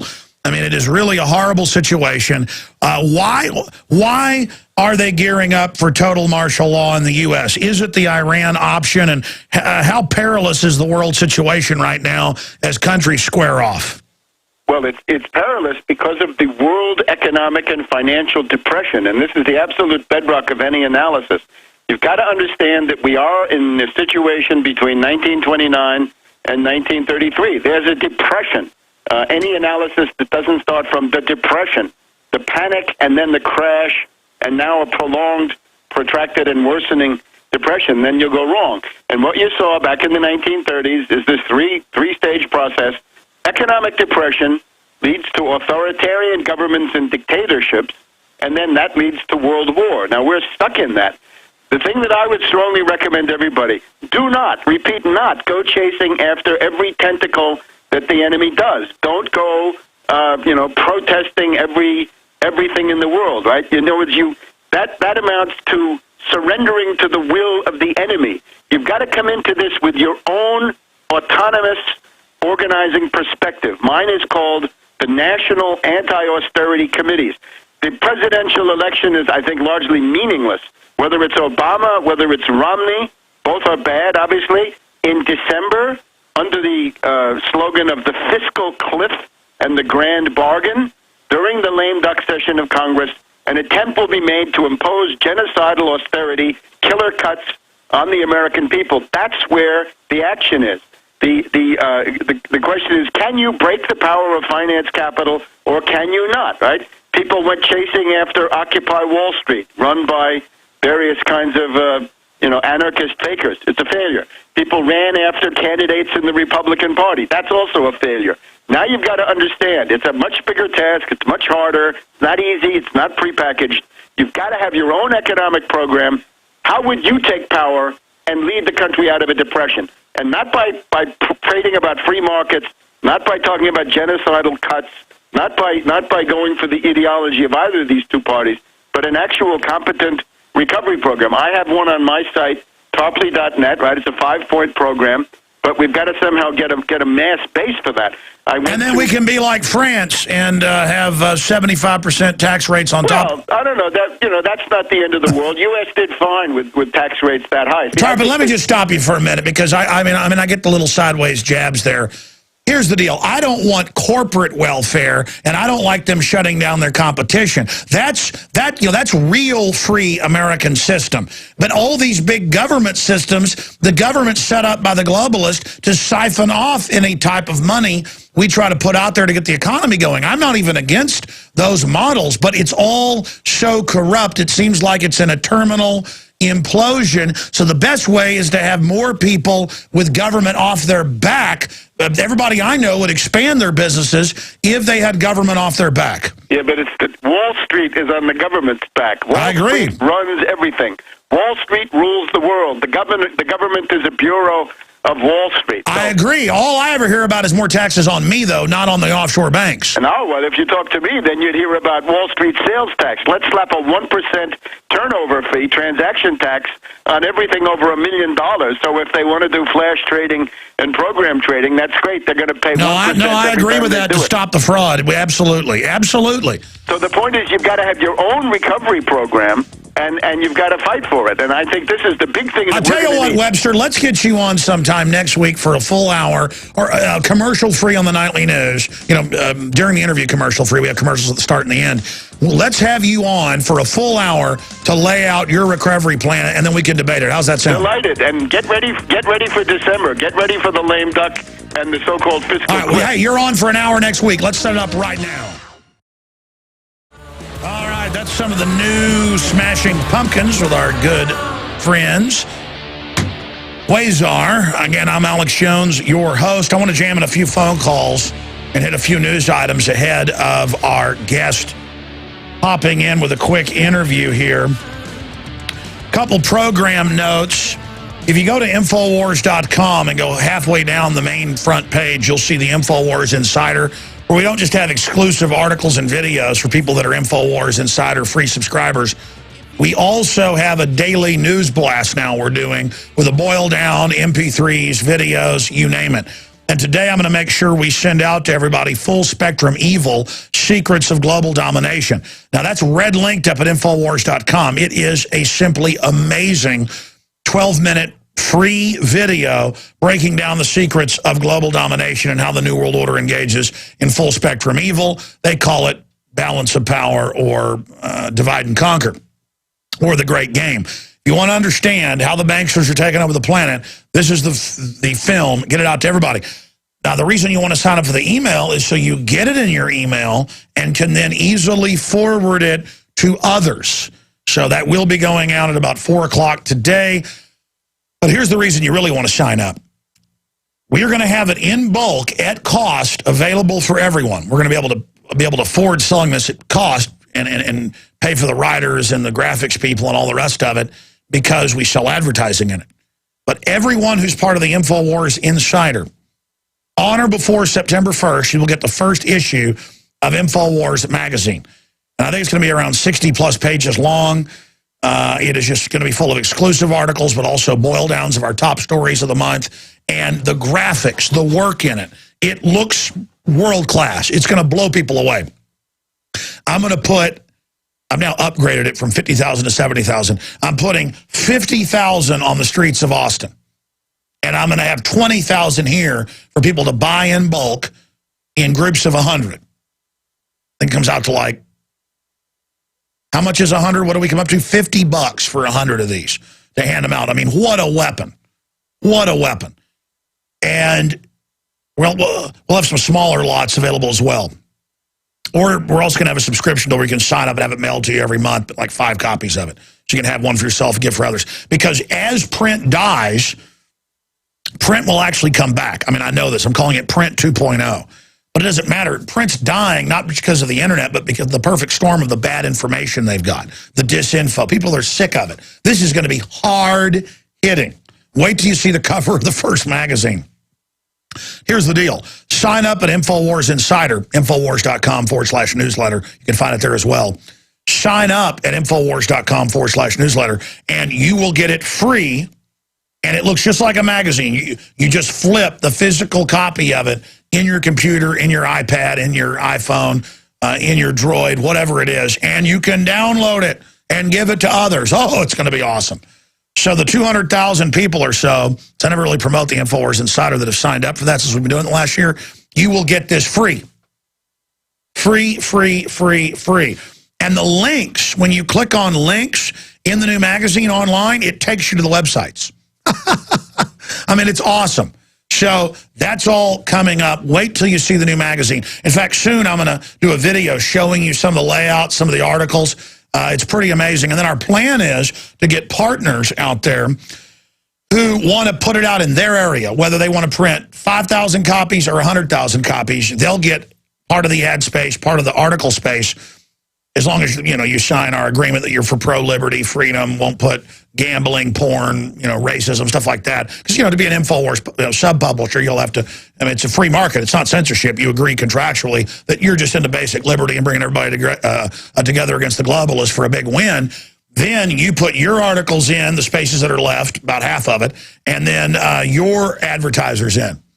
And then you print. It's free market. You sustain your printing and hopefully make some money to expand your printing. Believe me, ladies and gentlemen, I've studied the whole thing. As big papers die, things like The Onion and local weekly city papers full of crud are replacing it. Disinformation, propaganda. This is going to be so explosive. But that's phase 2. We got to set up the website after it first comes out, get affiliates around the country. But I want to get these out everywhere. So it's very, very, very, very exciting what's happening.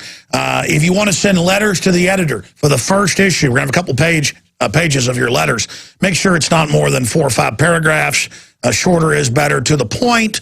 And send in your comments, your letters to the editor to letters@Infowars.com. Letters@Infowars.com. And I do plan down the road to have a monthly version for people available. We're also going to go to weekly. So we got a bunch of plans. Quite frankly, my plan is to go to like a 60 to 100-page glossy once a month and a weekly newsprint. But first, we're coming out with a magazine style, but in newsprint. So we're trying to up our fight against the globalists in every way. So be sure and sign up at Infowars.com/newsletter, or just go to the InfoWars Insider area and enter your email right there today. Now, lastly, I ran out of time during the break to take my double shot, is what I call it. I like to take a scoop of Beyond Tangy Tangerine from InfoWarsTeam.com with the new Pollen Burst Plus with, well, yours truly on the cover. That's right. I said, hey, you ought to come out with a new Pollen Burst that's even stronger. And they said, you know, it's funny you say that. We're coming out with one that's got the current berry and all of it in it. And let me tell you, I love the old Pollen Burst. This is even better. And the old Pollen Burst is available as well at InfoWarsTeam.com, discounted. But this baby's got masses of vitamin A, B1, B3, B6, B12, a bunch of key acids, vitamin D3, a bunch of other just really important little goodies in it. And it's got that super antioxidant currant berry from New Zealand. It's all there, ladies and gentlemen. Pollen Burst Plus available right now at InfoWarsTeam.com. There's also a phone number there on the site if you'd like to order that way. And I will do this for everybody watching on TV. I'm doing so much. If you're a PrisonPlanet.tv viewer, I've got my well-stirred Beyond Tangy Tangerine, and then I add this because it has a little bit of green tea extract in it. Coffee won't do it sometimes for me. This does. You just dump that in. And I don't know what you call it when you mix the two of these. We need to make a name for these. I learned this from pharmacist Ben Fuchs. This is his favorite drink, is a Hollenberg's mixed with a Beyond Tangy Tangerine. And I've got my essential fatty acids. What happened is I lost 42 pounds doing this for a few months, and then I've never been a guy that drinks stuff and takes pills, so I got off of it a little bit and kind of didn't lose any more weight. And now, for about a week and a half, I've gone back on it full time, and I'm not hungry anymore, and I've lost 7 pounds in just about the last week and a half. You can probably see that on television right now. And I fully committed to the office and my wife to make me take my longevity from InfoWarsTeam.com. And you will see me lose all the weight like Aaron did, 92 pounds. Get ready, I'm doing it. There, I just took my essential fatty acid. And that way it's so good for your brain, but then also you're not hungry. Perfect formulation from longevity, available at InfoWarsTeam.com. And I will drink this bad boy down and be ready to get out there and absolutely kick some hind end this afternoon with all the work I've got after we do this show. Okay, hadn't plugged for the last 2.5 hours, so I did some mid-air refueling there. Now, we're going to get our guest to pop in here in a moment, but let's go to John in Michigan. Thank you for holding, sir. You're on the air worldwide. How you doing, Jones? Oh, I'm pretty wound up on my Pollenbergs Plus. Well, I'll tell you what, I was wound up about an hour ago. I got a story for your new newspaper. Tell me. I was calling in reference to a rifle for sale that I found, and so what I did is I texted the guy. I said, do you still have your rifle for sale? Well, apparently I was 1 digit off on the text. About 10 minutes later, I got a call from the police station. Wanted to know why I was texting this person about a gun. And I said, well, I noticed I texted the wrong number. And I'm sorry. And so he calls up and he says, how did it go? He said, I need to know who I'm speaking with. And I said, well, what's this in reference to? And he said it was about, a gun and everything. And I said, well, my name's John. And he wanted to know why I was calling this person. I said, well, it was in reference to a gun sale. And I said, I texted the wrong number. I said, is that a crime in America to do a wrong number? And he said he was following up on a report, and he needed my name and my last name and all this information. I said, you know what? You've got your report. It was the wrong number. My name's John. And he said, no, you're gonna tell me everything. And I said, I'm not telling you anything. I said that you got enough information for your report. And I said, I can give you the number I was going to call so you can see it was 1 digit off. And he said, well, go ahead and give it to me. So I started to get it, and then I thought, you know what, that guy doesn't need to be molested by the police either. So I said, you know what, I got to change of heart. I'm not going to give it to you. And then he started getting real irate. Well, I would have said to him, hey, why don't you go out to the White House shipping guns to Mexico? Listen, they're arresting people for lemonade stands and for their children riding on the sidewalk with chalk out front their house because they can't go after real criminals. And the political police chiefs, basically put in by the feds, promote these guys if they do this. I've got a report out of Texas here. It's in my stack. I meant to get to it. Where the neighbor gets in a fight. He shoots his neighbors, or shooting at them. The police pull up. The guy's got him pinned down with his AR-15. Another good neighbor shoots him with his Colt 44, and the cops put him in the handcuffs and say, we don't know if a civilian should be able to do this. And there was a debate in the town on whether the guy that shot the guy shooting at the cops should go to jail. And the cop who he saved said, well, I think it's okay for civilians to do that. Hey, cops, you're a civilian too. This isn't some war zone you've occupied. We've gotten to the point now, folks, that in Texas, if a guy is shooting at police and you shoot the guy, they want to put you in jail. I mean, it's cuckoo land. It's cuckoo land what this country's turned into. So I mean, I would have just hung the phone up. So what else? I mean, I said, what's your name? What's your number? I want to talk to you. But I mean, the point is that in a police state, they're told, act on a tip. Even if the carpet cleaner says, hey, he's got a case of guns at his house in Austin, Texas, the cops know that's not illegal. They still come because in the Stasi state, it's important to teach the tattletale that they've got power by being part of going after people. So how did this end? Well, I didn't even get to the good part of the story yet. since I wasn't cooperating with him and I was only giving him my name and what had happened, he said, well, I told him, I said, you know what, you've got my number. I'm sure you can trace this. If you want to talk to me any longer, you can come over to my house. And he said, you know what? He says, if you don't give me any information, I'm going to get a warrant. I'm going to come in and kick your door down and take your guns. And I said, what? And he said, yeah, I'm going to come and kick your door down. And once I heard that, I told my wife, give me her phone. She's got a recorder on it, so I started recording it. And I told him, once I started recording, I said, what did you say again? You were going to come over to my house and do what? And I think he knew what was going on, but he didn't say it again. But what's the department? Grayling Sheriff's Department in Michigan. And so long story short, he ends up hanging up on me.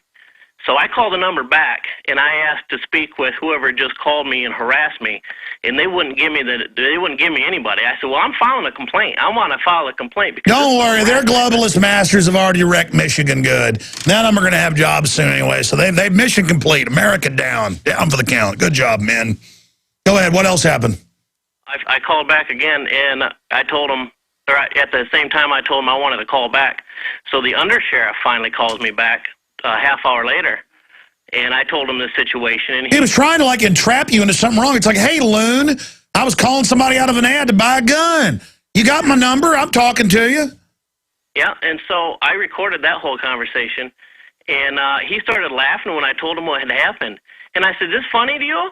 And he's laughing. I said, you know what, I'm filing a complaint with this. And he says, oh, you ain't going to do that. I said, yeah. I said, you're probably going to hear from a lawyer. By the way, they can't stop you from filing a criminal complaint. And when they don't, that becomes another criminal action. But they count on your ignorance. Well, he told me that I couldn't sue him because I didn't suffer any monetary or any physical damages. And I said, you know what, buddy, I've suffered. Hey, you know what? Sue them and let them beat the rap. Doesn't matter. They're all drinking fluoride water and taking cancer shots anyways. Hey, check your laws there. But if you're a one-party consent in that state, plus they're a public servant, put it on YouTube if it's legal and lawful. I appreciate your call. Yeah, that's about standard procedure up there. Speaking of Michigan, we have a man who, you can read the story up at Infowars.com, just won the primary up there in Michigan. He's running as a Democrat, and he's a patriot, and he witnessed the government get the underwear bomber on the plane. That was later confirmed in congressional testimony. And you can read the article. Kurt Haskell wins House Representatives primary in Michigan, and he's here to tell us about that. Very exciting to hear about that, Kurt. Tell us what's going on. Hey, Alex. Glad to be back on your show again. Good to have you here. So tell us what's happening up there with your congressional run. Yeah, you know, I had a big day yesterday. I won the Democrat primary here in Michigan. I actually won every precinct in 7 counties, so I was pretty excited about that. Looks like we're going to have a congressman. I hope so. You know, because that district's pretty heavily Democrat, right? You just won the Democrat primary. No, it's actually 51% Republican. So, well, I was reading, though, articles months ago saying the Democrats might win up there, but go ahead, continue. You're running as a Democrat, yeah. Yeah, I have a very good shot of winning, but yeah, it's not, it does, my district does not lean Democrat at all. No, it's very I thought they were rewriting a bunch of that, but I'm incorrect. So tell us what else is going on. Yeah, so, you know, I did a lot of campaigning, got a lot of support, and, you know, it's pretty exciting for me. I've never run for office before. And, you know, just to go out and have all the people wish me well, you know, it's nice to hear instead of people attacking me, saying, hey, you know, he's some kind of conspiracy theorist or something like that. You know, that gets so old when, you know, all I'm trying to do here is, you know, help the country get back to what it once was. Well, in the beginning, a patriot's a scarce man, hated, feared, and scorned, but in time when his cause succeeds, the timid join him, because then it costs nothing to be a patriot. We're going to come back and talk about your run for Congress up there and what you stand for and what you're saying out there that let you beat the guy you were running against. Kurt Haskell is our guest joining us from Michigan. He just won the Democratic primary there. And we're going to break down that run briefly on the other side of this quick break. Stay with us. Okay. Kurt Haskell is our guest, survivor of the underwear bomber.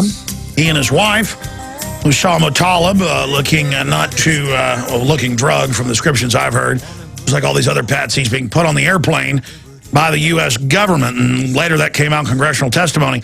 Kurt, What are you running on that's so successful, and what are you going to do when the media, as you get ready to beat this guy, because it's neck and neck, brings up, how dare you as a survivor, how dare you, be someone that exposed the fact that he was gotten on the plane?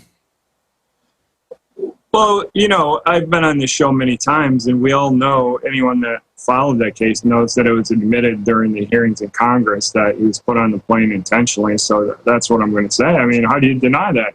There's video of it on YouTube, so that's going to be my response to that. But what am I running on that's so successful? Running on a 3-part campaign. I want to restore the middle class instead of this have and have not system that we're getting into the past few years. Of course, I'm very big on constitutional rights, as I'm sure you probably suspected and many of your listeners have. And also, I want to get to a balanced budget and do something about the debt and, go to a hard money standard or honest money, like Ron Paul likes to call it. So, that's the 3 parts of my campaign. My opponent, Wahlberg, is supported by the banks and Wall Street, and all his votes go against the people. They're for the banks, Wall Street, and the ultra-rich. So people are getting really tired of that up here. He also ran as a Tea Party candidate when he ran, yet all of his votes go against the Constitution. He's voted for CISPA and HR 347, renewal of the Patriot Act, NDAA, et cetera, et cetera. And of course, I'm against all of those. I'm very pro-Constitution. I would vote against all of them, including the body scanning machines. Of course, I want to get rid of those. So, and of course, I don't want to just audit the Federal Reserve Bank. I want to get rid of it completely. I think it's a complete disaster for America. So I want to take it one step further than, the recent bill that was passed. So those are a few things I'm running on. Well, I've seen your platform, and I probably agree with about 90% of it. But the issue is, we know you're a guy of credibility who has honor and courage and will not let peer pressure get to you. The first month and a half where the FBI was disagreeing with your story, and then it all came out in Congress and in a few news articles. Oh, the U.S. government did ask the State Department to get him on the airplane, and they did get him a visa, and he didn't have a passport. And Kurt Haskell was right about that, and they don't want to release the security tapes. And why was he brought around the body scanners? Well, it was the rollout of the body scanners here, set for the next week, January 1st. This was a PR rollout, so they got a little... In closing, what is the website? How do people in Michigan get behind you to make sure you get into Congress? Sure. KurtHaskellForCongress.com. And of course, guys, I really need some donations to support my campaign. I spent quite a bit of my own money on the primary. And to beat Wahlberg, I'm going to need to raise a lot of money. He has $600,000 in the bank, I think. I don't think I need to raise that much to win because I'm a much better candidate, but I need to raise a significant amount. And by the way, you are pro-Second Amendment. Very much. The entire Constitution I support. Big time. Let's just be clear. Isn't that other Republican, I'm going from memory, but isn't he quasi-anti-gun? Yeah, just because I'm running as a Democrat doesn't mean I'm a liberal and a Democrat view. No, I know, but if the guy you're running against has 100% guns, get him on that. A pro-Democrat... a pro-gun Democrat will sink a neocon any day. Hey, buddy, great job. Look forward to do a longer interview soon. Thanks, Alex. Appreciate it. Give us the website again. KurtHaskellForCongress.com. KurtHaskellForCongress.com. I'm Alex Jones of Infowars.com. More calls coming up. All right, ladies and gentlemen, into Overdrive. Coming up in the retransmission, we premiere Full Spectrum Evil, Secrets of Global Domination. The video is now up at Infowars.com. Please send it out to your entire Facebook, Twitter. Help us get this out. It's so vital people understand the globalist divide and conquer program. Let's go to a couple of your phone calls, those that have been patiently holding. Dan in Virginia, listening on XM 166. You're on the air. Welcome, sir. Alex, this is P.I. Dan. I need your opinion on something. Sure. We've had 2 false flags here in the past 2 weeks. Congress is out of session. What do you think chances are that there'll be 1 or 2 more false flags? And then executive order? An emergency declaration and an emergency order or executive order? You know, that's why I love phone calls. That's why I love phone calls. For a week, I've been meaning to say that. Obama said he may sign one on cybersecurity that's got massive gun restrictions in it. He may sign that bill in as executive order when you can't do that. And you're absolutely right. I've meant to make that point. If they think they can get away with it with enough events, oh, well, he had to because people were shooting up all the poor folks. We're absolutely. Are you worried about that? Absolutely. I work with be blunt about it, a lot of rednecks, and they're all saying, well, I'm buying ammo and I'm buying guns and I'm getting ready. And when they come to my house, I'm like, no. I says, you don't want to be there. I says, you won't get off 2 rounds if they come to your house. The mantra of the infantry is shoot, move, and communicate. Well, we need to reverse that. We need to communicate, and then if that doesn't work, we move. And then if that doesn't work, is the very, very last thing, we get to shoot. You're a genius. You're right. Shoot, move, communicate. That's basic guerrilla warfare. We need to reverse that, the info war. Communicate. The founders did this, and then try to move out of the way. And then if you can't do it, then you have to go offense via defense. And then that's just the way it is. And then you got to go all the way. Absolutely. Really good point. And, I communicate with everybody every day. I was with you at Bilderberg. I've got to order some more Tyranny Response Team T-shirts because I've worn out the 3 I've got. I wear them every day.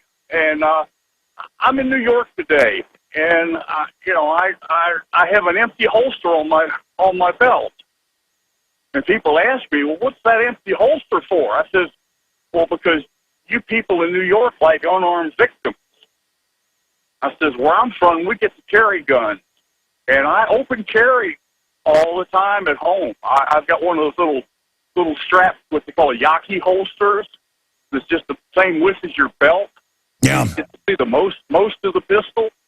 And, people look at me and I look at them. Well, no, that's what scares the system is that we openly start exercising our rights when they want to run TV shows and ads implying guns are illegal in your house.